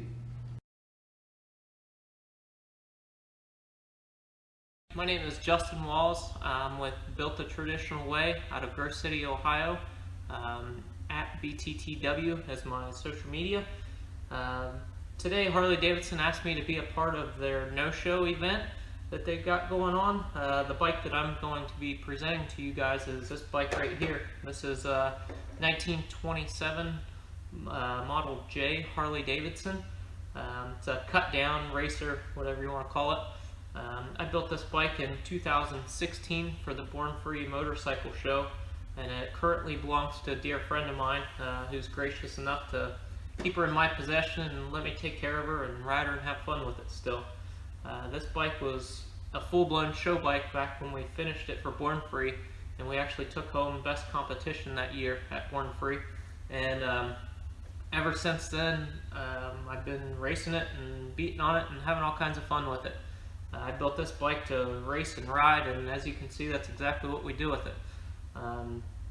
But yeah, with all this stuff going on, we were supposed to attend the Wasion Antique Motorcycle Meet this year, do the swap meet and race on Friday nights, and then the show and swap the rest of the weekend. But with all the current events going on, as most of you probably already know, that event was canceled. So thankfully Harley was awesome enough to step up to the plate and put this together for us. So still have a little bit of fun in the motorcycle community. So here I'll just go ahead and give you guys a quick little rundown and walk around to this thing and explain a little bit to you. Alright everybody, it's a 29 frame that I shortened the seat post height, reworked the castings to give it that kind of hill climber look. I also built the short little tanks to fit the new backbone. They're like the old hill climber style. It's got a JD front end that's been reinforced as well. I also made the custom, it's like the 3-bar style hill climber rear reinforcement bars. It's a 25 transmission. JD hub with a later 18-inch stepped rear wheel. Bosch CEV mag. The motor started life as a 61 cubic inch, now is a 93 cubic inch. True and Osborne Sturker flywheels. It's been all reworked and everything. Late model pistons, high compression, special custom camshaft, custom valve pockets, all new springs and valves and all that good stuff. Then I got this nice little tank scallop and scratch here. Handlebars came out on the front straight going into the first turn at Elkhorn a couple years back, and needless to say I went down. But yeah, I think that's about it. I'm Rob Holt, also known as Bobby Goodtimes from Chicago, Illinois. It's my 1969 Harley-Davidson Shovelhead Bark at the Moon for the Mama Tried Motorcycle Show. I've had this bike for about 10 years now. I originally bought it from Slippery Pete. The bike was originally painted and molded by Kendall Luckman. I tore the bike down and had it painted black by Keith Zoller, the Groovy Ghoulie. I took an old Sportster fender I had laying around and shaped it in for the rear fender. Then Keith molded in the rear taillight for me. Had a set of aftermarket ape hangers on it, and I remember when I finished the bike, Pete one night asked me to borrow it one night. I wasn't hanging out, and I came in the next day, and one of the handlebars was bent straight up in the air, and I was like, Pete, what the hell happened to the bike? He's like, man, I can't remember. So I got some stainless round stock, and I went over to Bobby the Leg Middleton's in Lombard, and I just bent up a set of those bars that are on the bike today.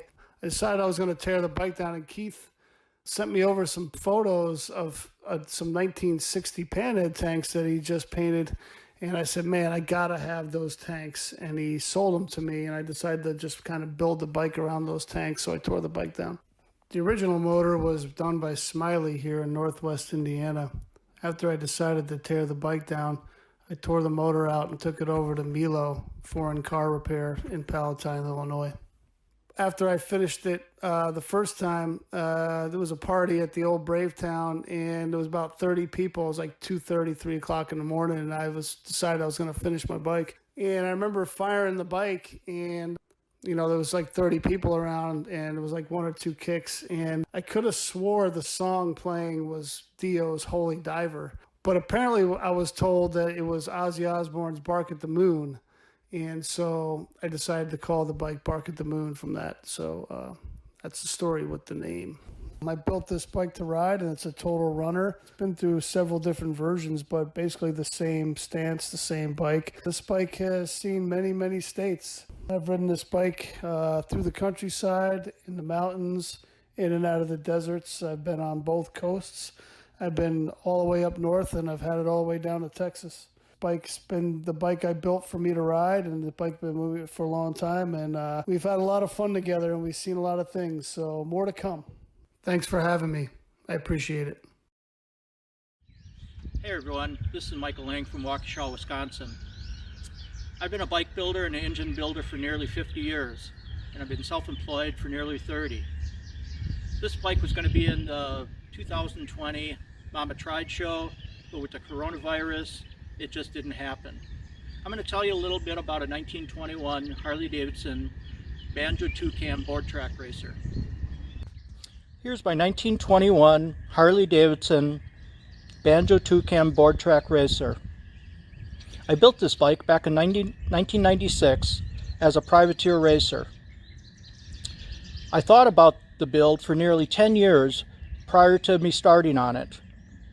Always thinking about how to go about each machining operation to convert a single cam Harley-Davidson JD bottom end into a twin cam bottom end like the factory racers.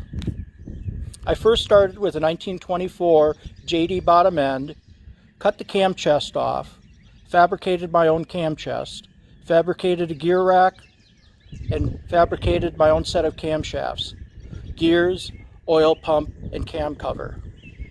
I then completed the build with a set of factory racing Ricardo racing cylinders. For the frame, I took a set of castings from a board track racer and bolted them to the engine and built the frame around the motor. The gas tanks are hand fabricated to fit the top frame tubes. The paint job, black on flat black edged in maroon, and the front end is a 1913 Harley Castle Springer. The wheels are 28 by 2.5 and hold the track very well.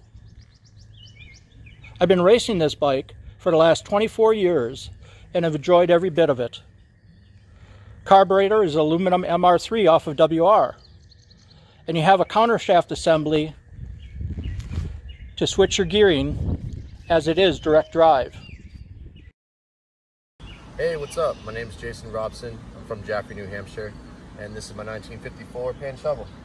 I've been into motorcycles a long time, collected a lot of parts, and this bike has all of my favorites built into it. So let's take a look. Alright y'all, let's have a look at this thing. I did most of the work myself on this bike, but I do got to credit some of the friends, homies that have done stuff for me, helped me out. We got Adam over at River Seat. Makes the best bait style seats you can buy right now, I think. We've got Harley Carrera. Made me this wheel. It's a 19 on a Star Hub. The paint I did in the shop just with rattle can and tape. I like to give this bike a little bit of a Nordic feel to it. It's a lot of leather, little accents and things like that. The front wheel I radial laced This is the first one I ever did, but I really like it. Had the spool hub on my shelf forever. Old Harley extended Springer, REV pre-units, Pontiac headlight.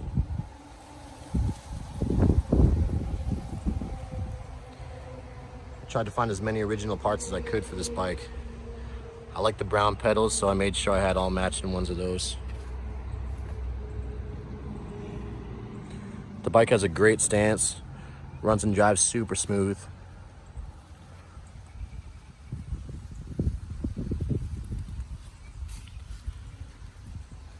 And that's just about it. I hope you guys enjoyed it.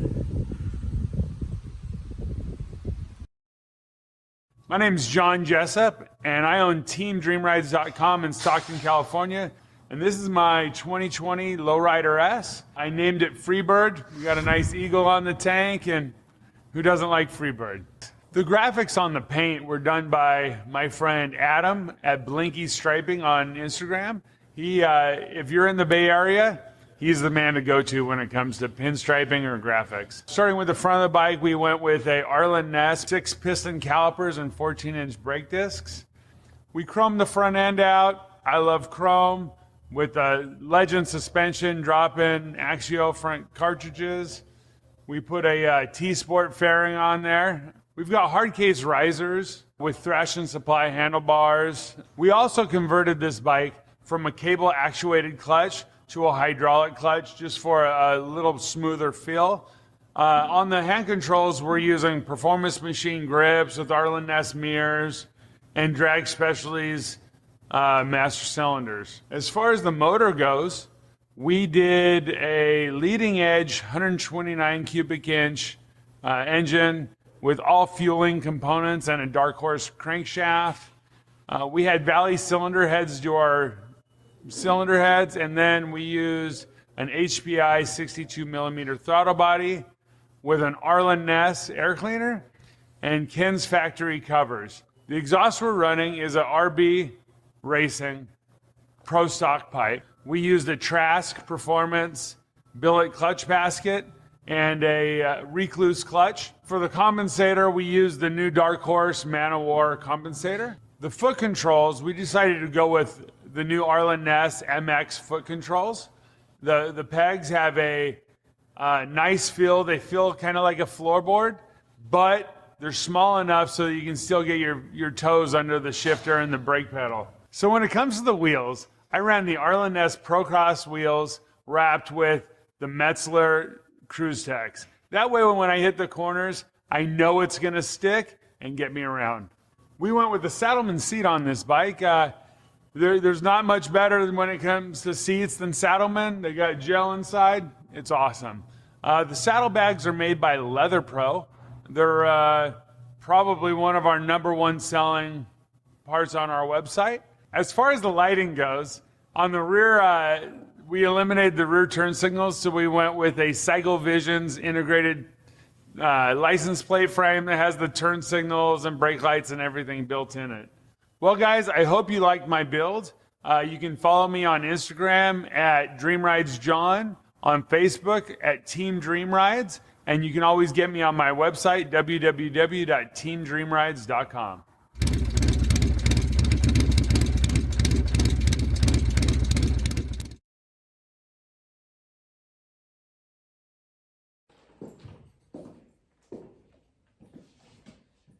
I'm Gentry Dayton, and I live in Pennsylvania. I don't have a show bike, but you'll find this bike in the parking lot of shows. It's my daily driver, and it's a 1947 Harley-Davidson Knucklehead. This build started when my friend Ryan from Vintage Dreams found a Knucklehead in a barn in Nevada. The best part about this build was the time I spent with friends who fabricate and make motorcycle parts for a living. This tank was made by Old Glory Handcrafted here in Pennsylvania. He welded stainless rod on top and bottom, and I had Mike from Mikey Machines Paint in New Jersey painted black. The seat was made for me by Tom Fugel, When I assembled this bike, it was important to keep everything simple for on-the-road maintenance and repair. I found this original Harley-Davidson VL Springer front end at a swap meet. This has the I-beam construction on the rear leg. Mike from 47 Industries custom made these risers.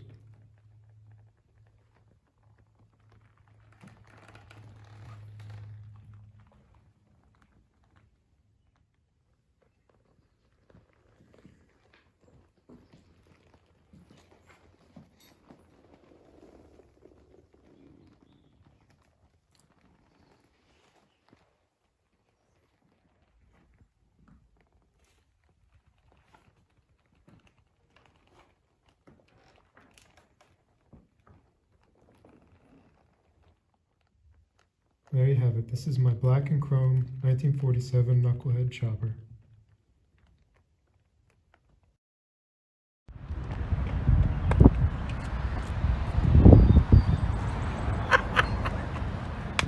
I'm Jimmy from Horsepower Inc. This is our 2019 Road King Special. Harley-Davidson Motor Company and our local dealership, Southside Harley, supplied us with this bike last year for Born Free 11. Worked with a lot of other companies in the industry on this. We put a T-Man 128 kit in it on top of a Dark Horse bottom end. We used the fueling cam plate and pump. It has our 70mm throttle body and tunnel ram, our 2-in-1 full-length stainless exhaust. We got the wheels and swing arm from Brock's Performance. We used a Thunder Max to tune this motorcycle. It also has their iRide suspension. It's awesome suspension. We used a Kraus inverted front end. Austin Pullen from Pullen Designs painted this bike. It's a bit loud, but we think it turned out killer.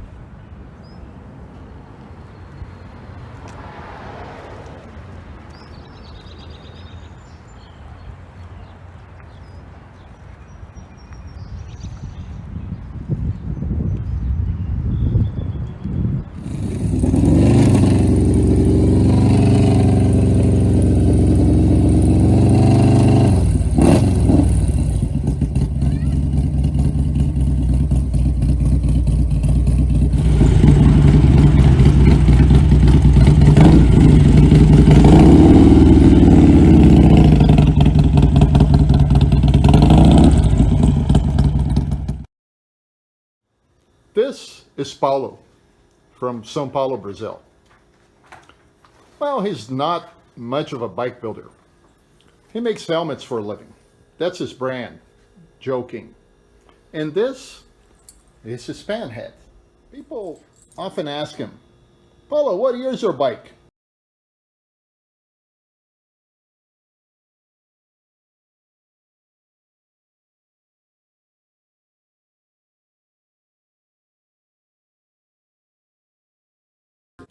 And now a tour of his favorite parts. Well, the bike is pretty basic, but I think it has some really cool parts. This front brake was made by Max Schaff. I love him, the cuts, the way they look. It was based on his 69 shovel, which is a beautiful bike. I got this seat from my buddy Gentry. I think it's such a beautiful piece. Tom Fugel passed him the torch on how to make these kind of seats, so it's a special piece. Air cleaner from Kim Boyle. They're great, small. I think they're perfect. Support good times. Hey Paulo, where'd you get the headlight? Max gave it to me. Max gave it to him, and they look great. They look great. They really do. They look great. It's too bad you don't. And thank you, Harley-Davidson. It's a real honor. And of course, all my bikes, they start first kick.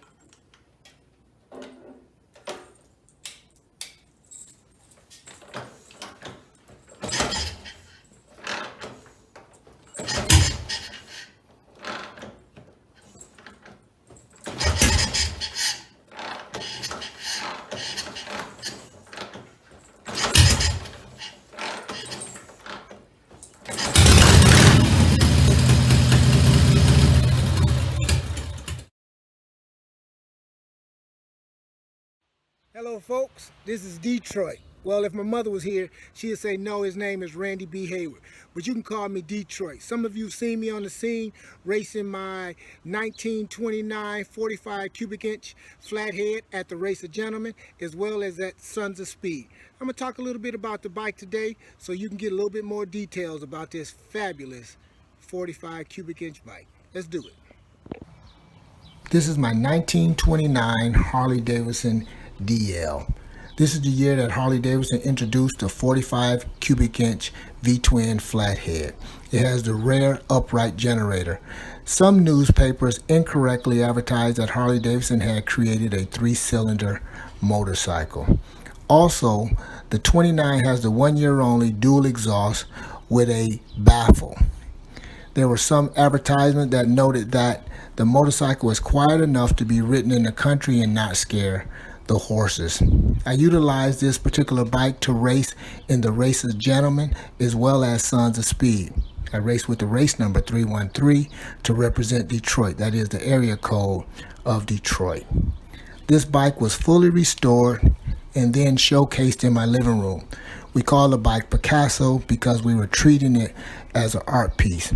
Unlike a museum, we recognized people weren't seeing it. What better way to showcase this bike than to utilize it for what it was built for, to be ridden. So I've been racing the bike since 2016, showcasing its unique features and racing it with factory equipment. The dual exhaust is factory, the upright generator is factory.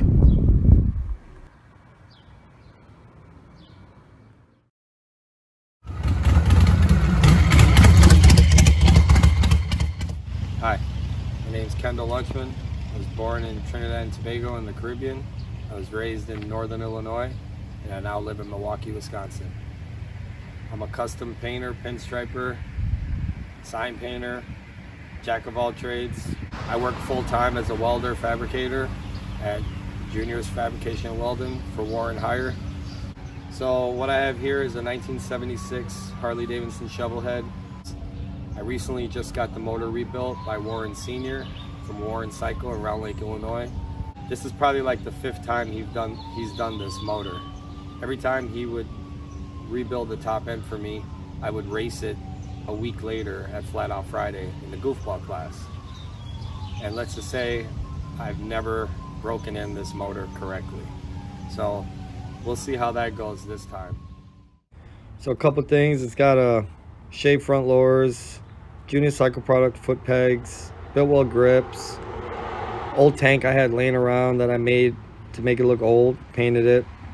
My buddy dared me about the hot dog, so I had to put a hot dog on there. It's got a Goodson air cleaner. I put an early style pan head, kicker pedal straight on there. Our buddy Bobby the Leg out of Chicago, King Customs, hardtailed the frame.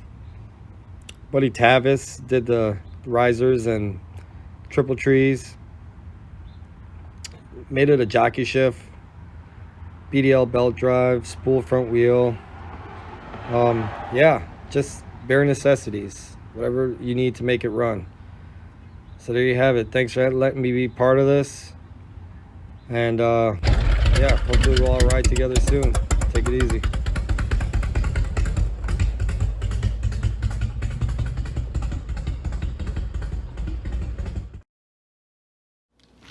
This is Linda, my 1981 shovelhead.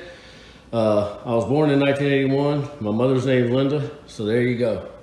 I guess to start, this whole bike started around this tank that Pops gave me, aka Gator. And then I spent about, I don't know, 3 or 4 days solid, maybe a solid week on molding this thing to make it look like shit, to match everything. I didn't have a fingerprint left. I could have done some breaking and entering. The wheels, we laced and trued ourselves. This rear exhaust, me and Murph was able to piece it together out of 4 other pipes. The front exhaust was store-bought. Every piece and part on this motorcycle was either given or I bought and purchased from a friend that I love and care about. So there's a lot of heart into every piece of this motorcycle. Due to COVID-19, the bike is in Maryland right now. I started building it in Maryland. this little chain thing. It goes across here. It's gonna hold my tag. Got a little bolo and the wind come on. These tires are about as old as a tank. But thanks to Murph and everyone that helped me out. Tubby helped me with the paint. Murph helped me with everything, gave me a garage to build it in here in Maryland. And one little trick that Murph did is he made me a little spoke idle adjuster here. It works real good. I'm trying to get him to patent that thing. But anyway, there it is. There's Linda. Hey guys, I'm Dan Sheridan and I live in Sandy Hook, Connecticut. This is my 1969 Harley-Davidson XL CH Sportster. I was in the Congregation Show last year in Charlotte, North Carolina, as well as the New Tradition Show in Worcester, Mass. this winter. And yeah, I'm going to tell you a little more about it. So I've had the bike for about a year and a half now. I got it from a guy in Springfield, Massachusetts, who told me that it sat in the back of a Harley dealership in upstate New York for a number of years before he got it. And I do have some paperwork that shows that it was in Worcester, Mass. in the mid-'80s. But other than that, I don't know a lot about where it came from. I sort of got it as a ugly, mismatched project that needed a few key components and pieces. So I tried to collect some cool parts for it and definitely had a lot of help from my buddies getting this thing together, but sort of inspired by some old photos I saw of some 60s Sportsters that were just, you know, they kept it swing arm. They just changed a couple little pieces here and there to try and make it their own, it looked like. And I don't know, it's just a comfy rider. Some of my favorite details of this thing has some really subtle molding on the neck around here, which I think is cool. And this front end I just love. Yeah, 21-inch old chrome hamburger drum wheel. Some new old stock MCM fork covers and little Bates accessories and things like that. Yeah, it's a fun bike to cruise around town on and sort of become the date night mobile to go and get ice cream with my wife. So thanks for checking it out.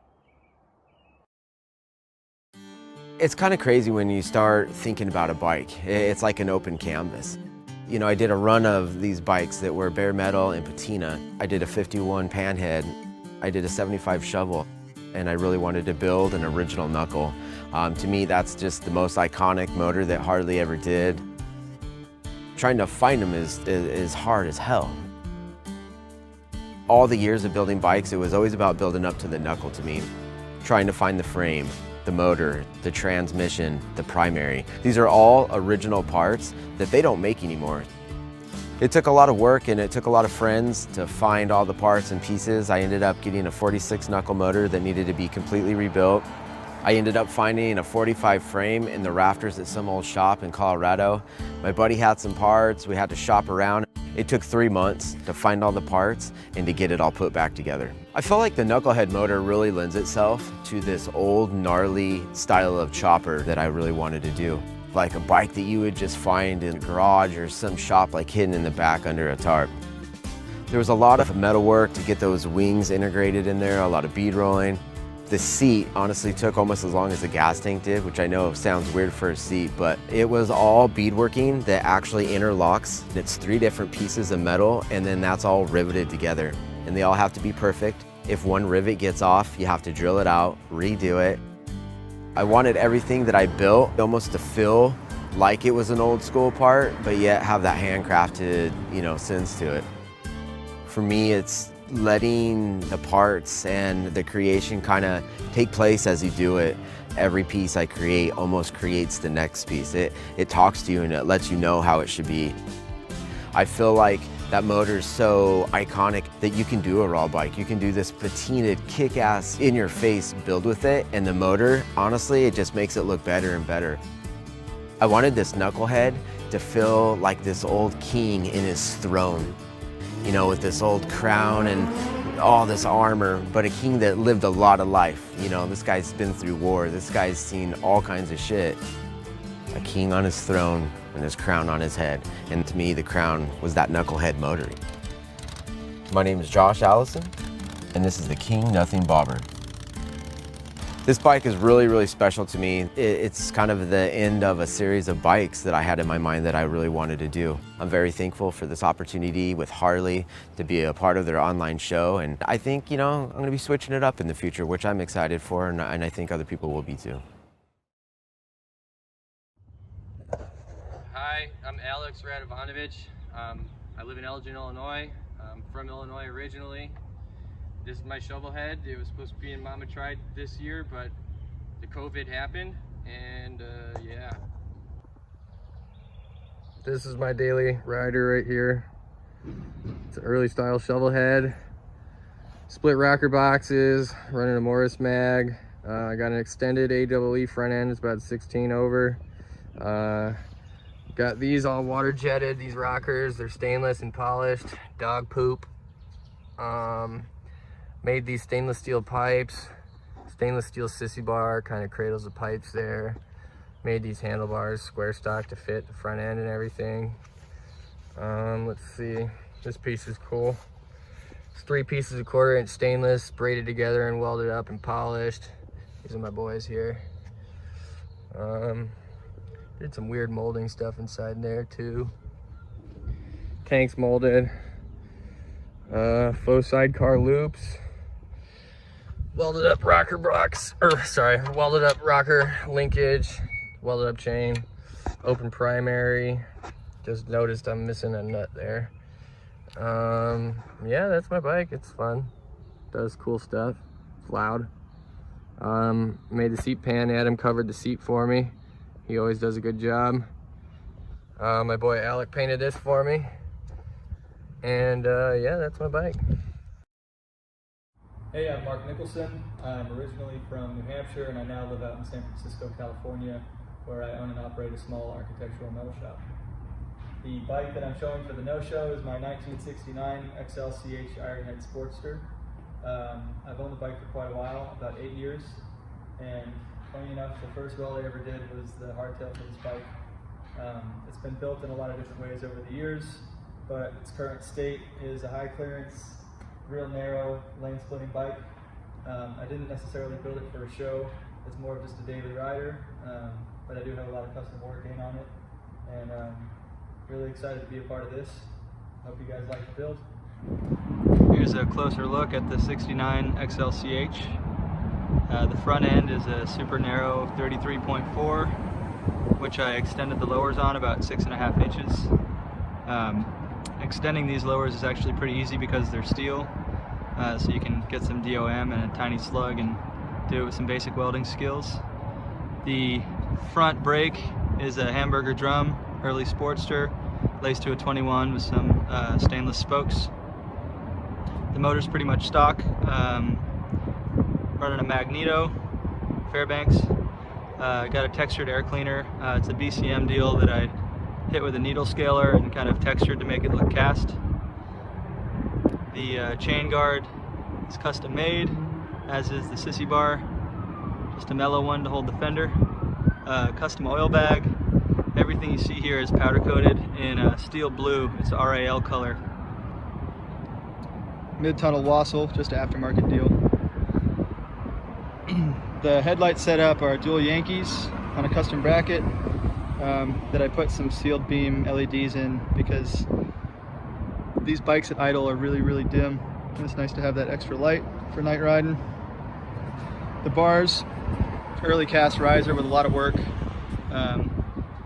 I welded in some larger DOM tube and coped the bottom, sort of reminiscent of VL frames.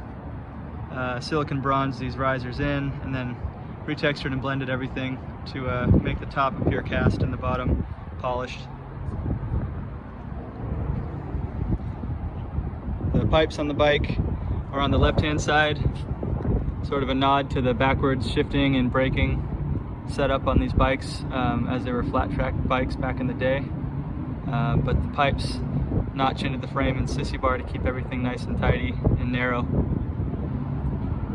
All the leather work you see here is custom from a local craftsman, Skin on Skins leather. Great dude, quality work. The rear tire is an 18 Ironhead with a drum brake, mechanical drum. And last but not least, my friend Megan made me this custom gas cap with some onyx and silver, made in Voyage Jewelry. Great work. But there you have it, my XLCH 69 Ironhead Sportster. Lefty tighty. Hi, my name is Ken Carvajal. I'm from Lombard, Illinois, suburb of Chicago. The bike I'm showing is a 1962 Panhead that I built here in my garage. I did all the work, including from welding, fabrication, paint. Decided to just challenge myself and see what I come up with.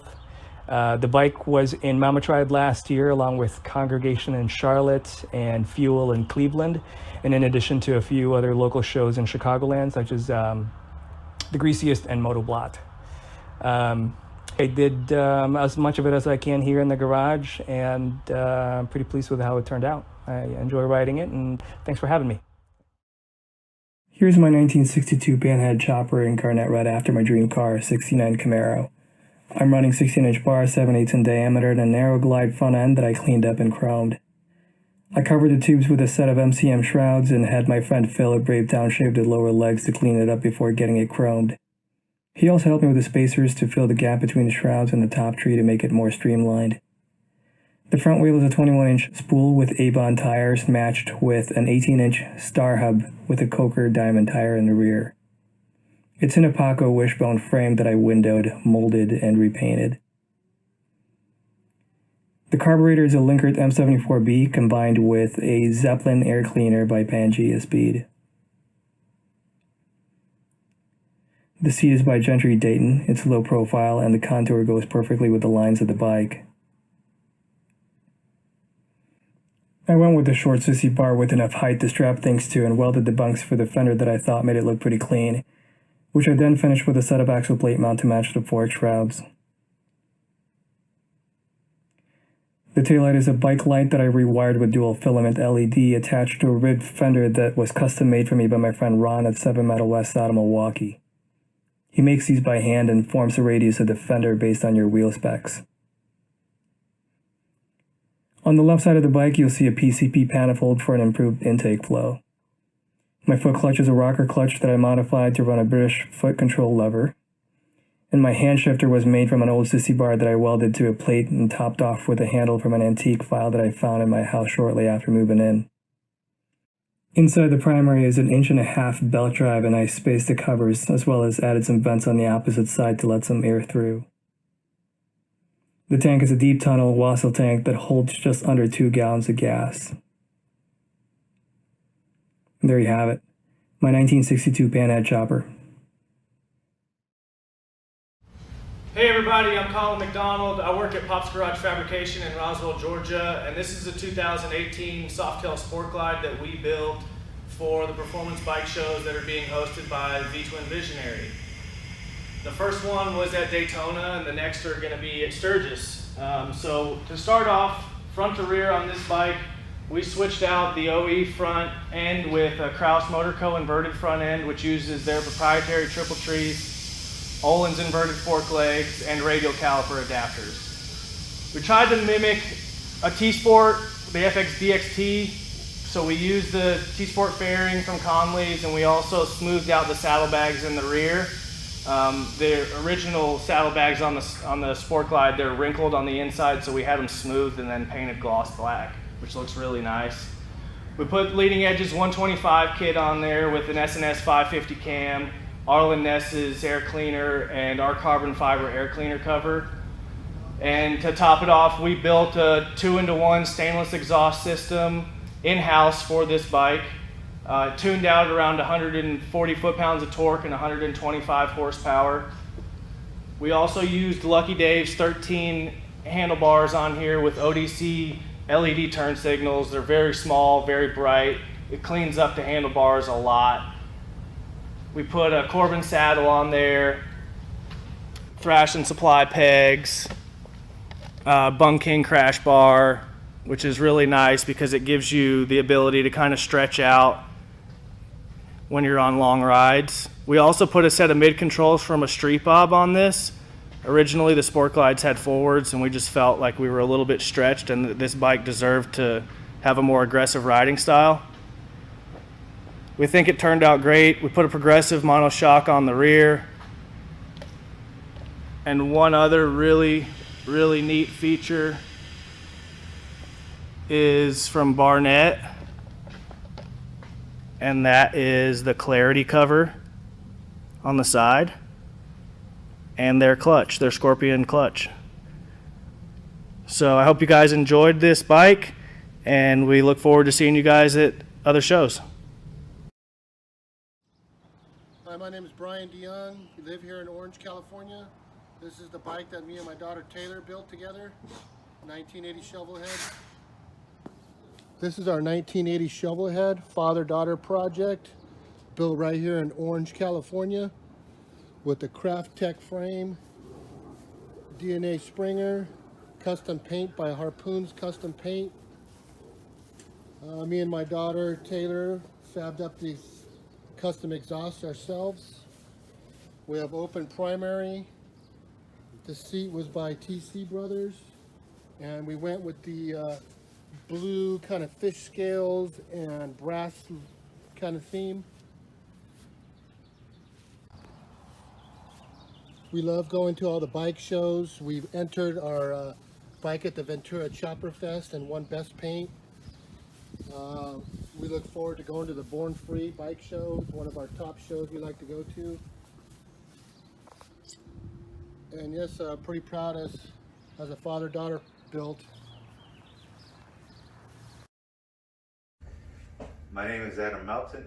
I'm from Country Club Hills, Illinois, and this is Danny Tompkins' 1974 XLH 1000. Originally, I bought this bike with the intention of doing it for myself, but Danny decided he wanted it more than I did. I sold him on the idea of doing it as a digger, and me and him went to work. The frame is stretched 3 inches on the belly, 5 inches in the backbone, set to 48 degrees of rake, 12 over front end, 18-inch rear, 17-inch front wheel. The oil tank and rear fender section were made by hand here. Paint and body work were done here as well. The seat was done by Pure Street Seats out of Milwaukee, Wisconsin. Pinstriping on the bike was done by Jerry Chingus out of Chicago. Really the only stock piece left on the bike would be the seat post area. Other than that, everything was made in-house minus the seat and pinstriping. That's it.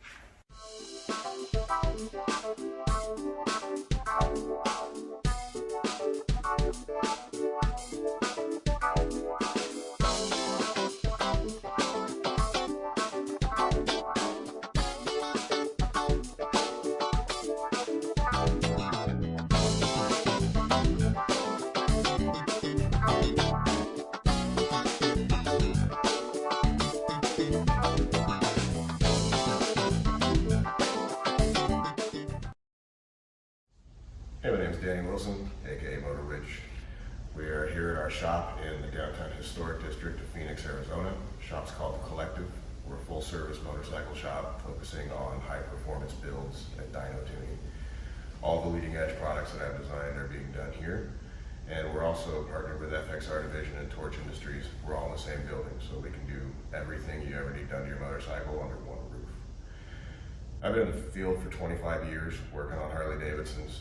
I spent 5 years as a technical trainer for Harley-Davidson Asia Pacific, and I went to dealerships in Vietnam, Thailand, Guam, all over the Asia Pacific region, and worked with technicians in the field as well as service managers in the field in an effort to get everybody on the same level of quality that is a global standard that Harley expects out of their dealerships.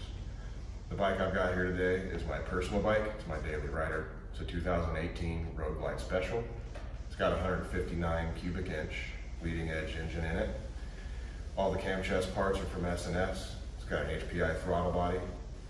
It's got a Wegner Racing exhaust system. Currently the bike's producing 159 horsepower and 199 foot-pounds of torque on pump gas, naturally aspirated. So it's a little bit like riding a missile. As far as the suspension goes, got alloy arc front end on it. This is their new lower system. So it runs your stock fender. It's got multiple mounts for fenders. It's got a radial or a standard mount for the brake calipers. I'm actually running the stock brake calipers on it right now. The internals on the front end are from Race Tech, and the rear suspension is Racing Brothers remote reservoirs. It's got a Saddleman step-up seat. It's got FXR division motor winch handlebars. I've got the short bags on it instead of the full-length bags. I didn't really care for the full-length bags. I kept rubbing them. It's got Road Rider lighting in it, so it's LED, turn signals front and rear. The bike, it handles well, it runs really good, it's fast, it's reliable, it's just a killer setup the way it is right now. We're going to be switching out the bodywork shortly here for Hoffman Designs carbon fiber. It's going to have all red carbon fiber on it, so that'll be the next thing that we're doing to the bike. If you have any questions, please let us know. You can reach me on Instagram at MotorWitch, and you can reach the shop at Collective PHX. Hey, my name is Ben. This is my 1963 Harley Panhead. Built it last June. Did a lot of the fabrication here out of my home garage. Built the tank. I built the pipes, the seat, a few other things. Foot controls. My buddy Dalton with Sick Customs, Split Image Customs, built this girder front end. This oil bag here, the oil bag was completely custom by me.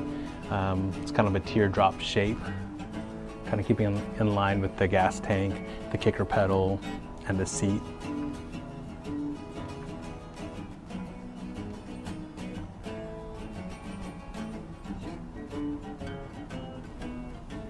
My buddy Mark with Paint by Chaka molded it and painted it. This bike was built with the 60s show bike era in mind, where they did a lot of all show and no go. As you can tell by the tank, it's very small. Probably get you to the gas station, and that's about it.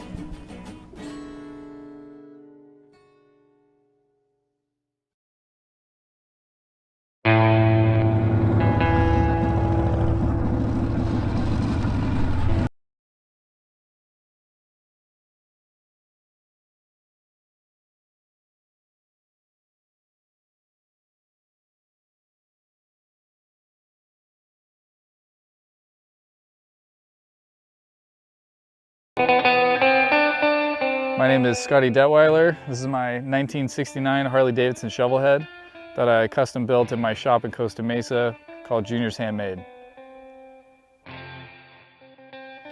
This is the final version that this bike has been in over the last couple years.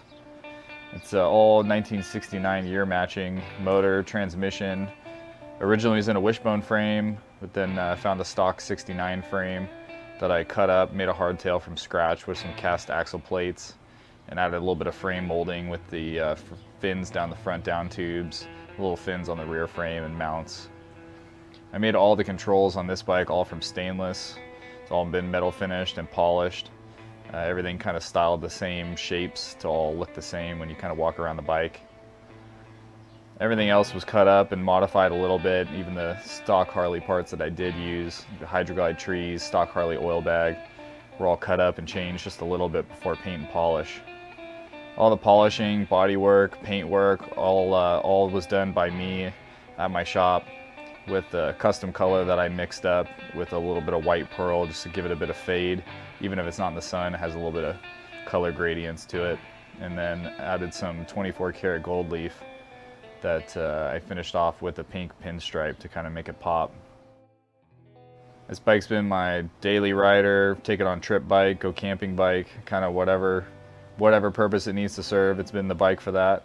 And it's fun, comfortable, and perfect for wherever I want to go.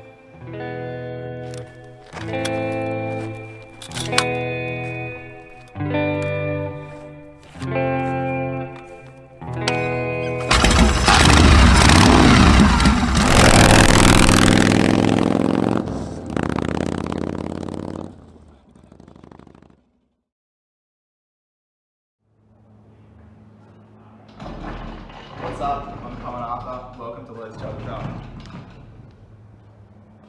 This is my 1947 knucklehead. All pretty much stock, except some bumper bars, Flanders bars, risers, pipes, rack, a lot of dress up stuff, all like kind of 50s period accessories. I got the bike pretty much as it is. It had broken frame, broken cases, and it was all pretty beat up, so I just fixed everything up, put it all back together and got it running down the road again, and now it's my daily rider.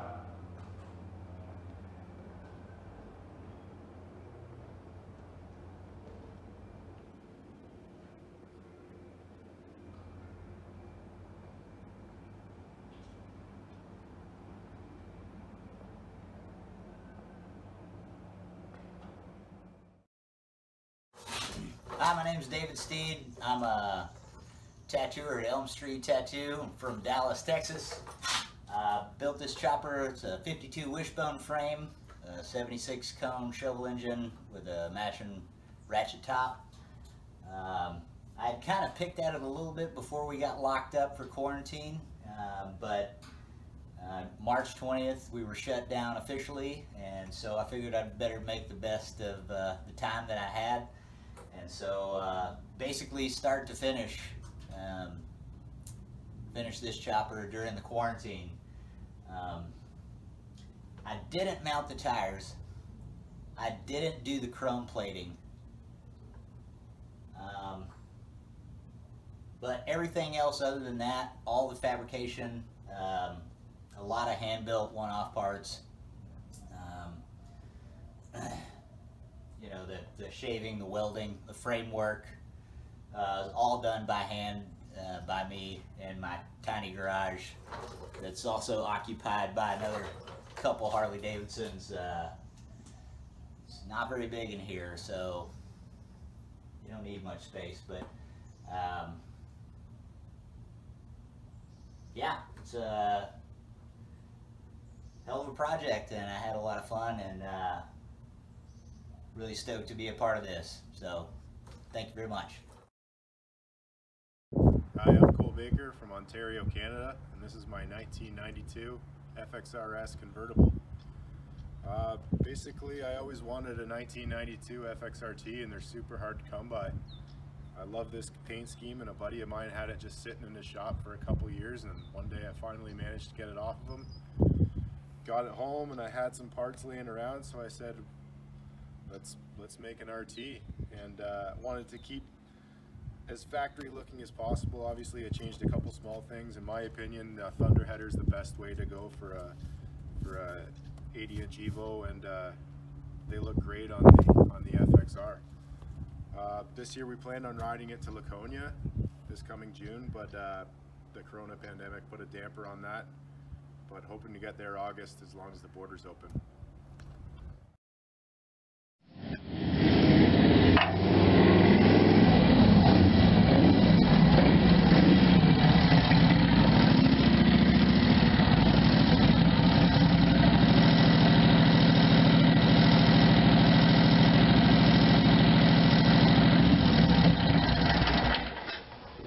Hey, good afternoon. My name's Robert Newtnagel, or my friends call me Newt, N-O-O-T. I'm from Iowa.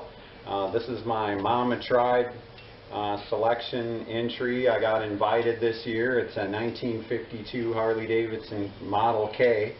I picked it up over in a town over here in western Iowa. A lady called me one time and said I got a 52 Harley little bike. I wasn't sure what that was. It could be a Hummer, it could be a Topper. I mean, I don't. So I go over, and here it's a Harley K model. It looked like this when I picked it up. It's pretty much been chopperized, and it was stored in a hog barn, so it had that green aluminum disease all over it. And I think one of the first distinguishing things you see about it is the exhaust pipes, which was built by a guy named John Penner, who I met at Davenport one year and used to kind of hang out. It's sort of like a version of a KH Type R high pipe. It's all pretty much 52, a little bit of 53 added in. It's got an original 52 frame. Their K frames are kind of dainty and kind of lightweight. There's no reinforcing. The tubes are straight right up into the casting. It's got these hollow things for the foot pegs that like to break off, so those are still intact. I put a CH oil tank on it. I spoked up some original early aluminum rims for it. I got an XLCH front end on it. It's running the 52K factory shocks. These fender struts are kind of cool. You remember Sportster ones kind of kink up right here, where in 52 they go straight. It's kind of hard to get a socket in there. It's they have the narrow clutch basket. I run a Del Ordo PHM38 carburetor. It's got KR racing cylinder heads. That was a guy was an old racer. That was kind of some of the only parts he had left, was those KR parts. Bob Spina painted the gas tank for me one year out in Vegas.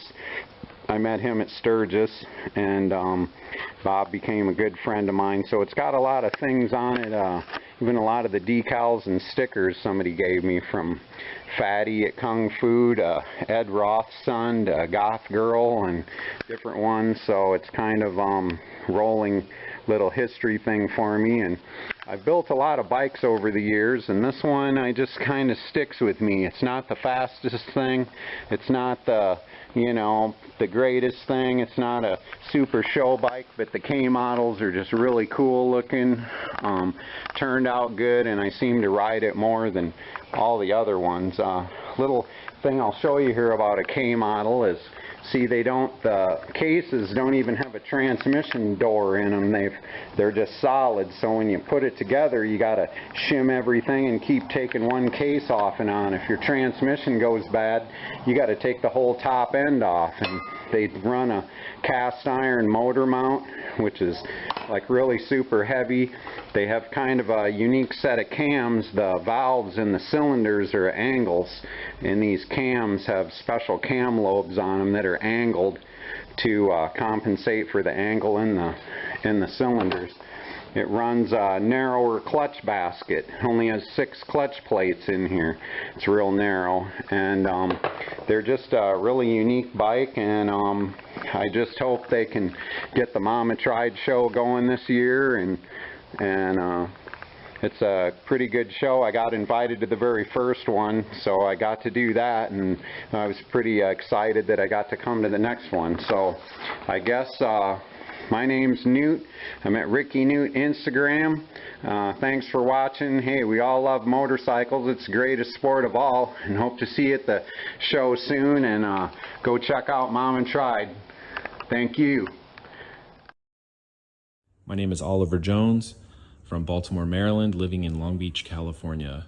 This is my bike, Sweet Berry Wine, built for Born Free 11 last year and won Best in Show. The idea behind this bike was to create a traditional chopper stance using non-traditional parts, all dissimilar metals and dissimilar engine parts. Starting with the 1964 Greaves British cast aluminum front, half of the frame that goes down to a 30s VL engine cradle, back to a 50s panhead rigid section. Then you have a 30s UL bottom end with a fully chromed open rocker knuckle top end. The valve geometry's all been changed and shortened. Went ahead and thinned and sort of tweaked all the rocker arms. They have engraving on the frame all over, British headlight, lots of different little parts in there. Denver's rigid front end that we made from scratch. The wheels follow the dissimilar metals, cast aluminum centers with a steel chrome hoop. They're actually 2-piece wheels. Back here, we have a sort of a wassail type ribbed fender, and we cast this fender tip and fender struts that we carved from by hand, with this cool little taillight deal going on here, glass lens, suede seat, did all the metal work on the tank, This is like a little semi-flush British cap in there, locking throttle. On the primary side, we have a cast aluminum outer, gold-plated intermediate, and then billet inner primary. M74s that are shaved down, re-throated, custom velocity stacks. Let's see, got the claw foot and the matching claw foot here. Drew Strum. Other things to note would be engraved 37 brake switch, curved kicker arm to match sort of the stance of the bike, one-off distributor we made. This is a Norton oil filler. And kind of, again, the idea with the dissimilar metals, I wanted the dissimilar metals to finish differently. So you have cast aluminum with stainless steel and then paint, which doesn't look seamless, but it's sort of an illusion. Same thing on the wheels. Normally I wouldn't do this, but polished with chrome on top, just to give a little bit of definition so that you can see the difference in the material as it ages. I'm really just happy with the stance of this bike. It's kind of got a real traditional tough chopper stance, but sort of has elegant parts. Which is I think I'm sort of most proud that this is actually something that I normally would not build. This isn't really my typical thing. So to pull it all together and do this, I'm pleased with it. No top center motor mount, got rid of that and sort of opened things up. But yeah, definitely not the norm.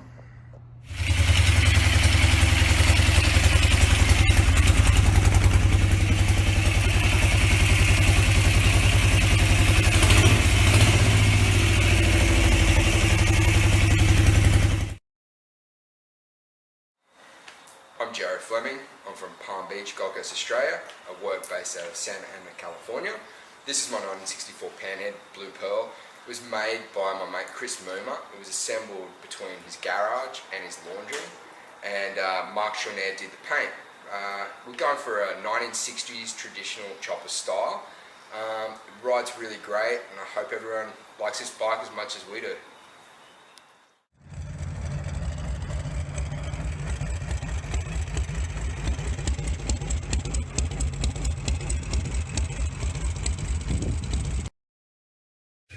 What's up? Hello, my name is Will Thomas. Welcome to my shop and my little studio in my loft. Going to be showing you guys today my 1947 Knucklehead. It's a bike that I've had for a while, probably about maybe 6 years now, maybe a little bit more than that. I've owned it in a couple of different configurations, but the current configuration I've been riding for about 6 years. So come on in, check it out. Boom, there we go. So little history. Here's the bike, right? 47 knuckle, and you can see it's basically a hodgepodge of garage parts that I had laying around. At the time I built this bike, the name of the bike is called So What. That's a song by Miles Davis. And it was inspired by a thought process at the time I built the bike. Everybody was in that phase where they're narrowing everything, narrowing the springer and narrowing the frame and narrowing this, that, and the other, and painted a pretty purple candy paint job or something to that effect, which is cool. And then at that time, a lot of people were following suit, and that was the level of expression. What I wanted to do was something a little more honest, a little more gritty, a little more what was in my heart and mind. And I feel like old bike is a little bit like an old heart, and it has some wear and tear on it. And I don't know, I kind of looked at this bike as just a very honest offering, as opposed to some of the flash and the dash of what was going on at the time. So this is the bike. It's actually inspired by a photo that used to be in my office and in my garage. I don't know if you guys can see that. I'll try to block the reflection. We know the guy on the gentleman on the right, his name was Lucius P. Dawkins. He's on the Rapide. And then this gentleman here is on a 1947 OHV FL Knucklehead, is my guess. I love the fact that he's already got it kind of styled out and some aftermarket accessories like Hellings and Stellings risers and the cool, what is that, Coker maybe tail light and the P-pad and the seat and all that appear to be aftermarket, and that's cool as hell. Now I kind of looked at this picture like, man, these brothers just got back from the war. I anticipate this to be around 1948, maybe 1950. And he was a huge part of the inspiration, or that walking past that in my office or walking past it in my garage was a huge part of the configuration or what was in my mind about this bike. I think I was an old dude before my time. I'm a real old dude now, but at that time I was thinking, you know, hey, this is the final frontier. This is where we're all headed. And so that reflects that. There's some of my other toys in the back. You guys may recognize the one on the left. I've been on that bike for a very long time, over almost, I think we're approaching like 16 or 18 years, 17 or 18 years now. So that's pretty cool.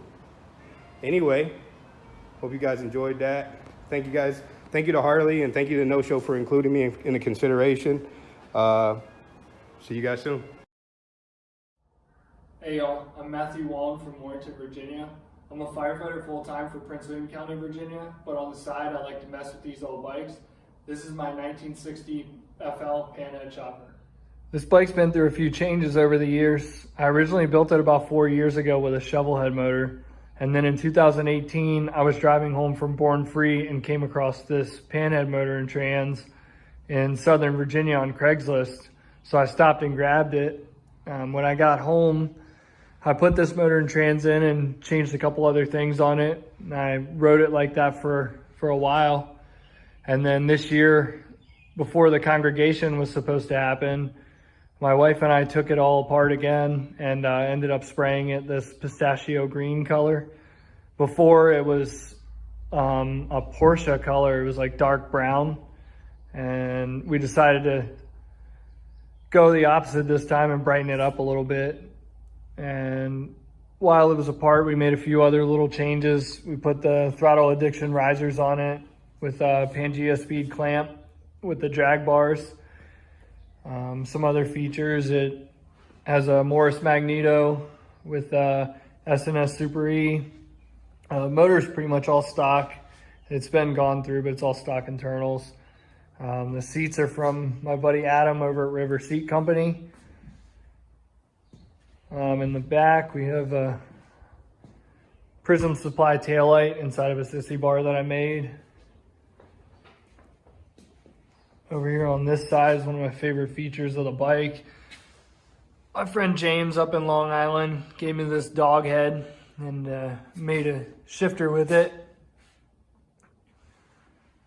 Then up front, it's my favorite piece of the whole bike. This lower taillight here, or headlight now, was a light off of one of my grandfather's old Chevys back in the day.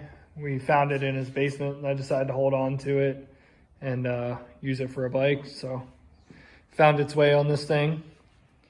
And that's about it. Tried to keep it pretty simple. Went a little bright with the color this time, but I usually try to keep things pretty simple and neutral. And that's it. That's my 1960 FL. Hi, I'm Georgia Stathopoulos from Dayton, Ohio. This is my 2000 Sportster chopper build. It was going to be in the Congregation Show in Fuel, Cleveland this year.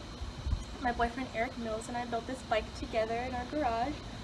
This is my first bike that I bought for myself, but after riding on his panhead and shovelhead, I knew I wanted to build a chopper as well, but something more reliable and easier for me to use as a first-time rider. I'm most proud of the paintwork on this bike. We really got to work together and use our skills and come up with something really cool and different. So I'm really proud of that. So the inspiration behind this is like a 60s chopper build. The first thing I knew I really wanted were the fishtails and the lavender color. I just wanted something really pretty and different. I got to play around a lot with paint and graphics, trying to come up with the perfect design here. I'm really happy with it, and Eric did a great job painting it and assembling everything, finding everything over the course of the last year, just different parts here and there. I'm just really excited to get out there and do some traveling, road trips, country cruises, just get more comfortable with it. I'm super excited that it was even selected to be in these shows, and I think that's pretty cool. We're pretty proud of it. So, yeah, thanks for looking.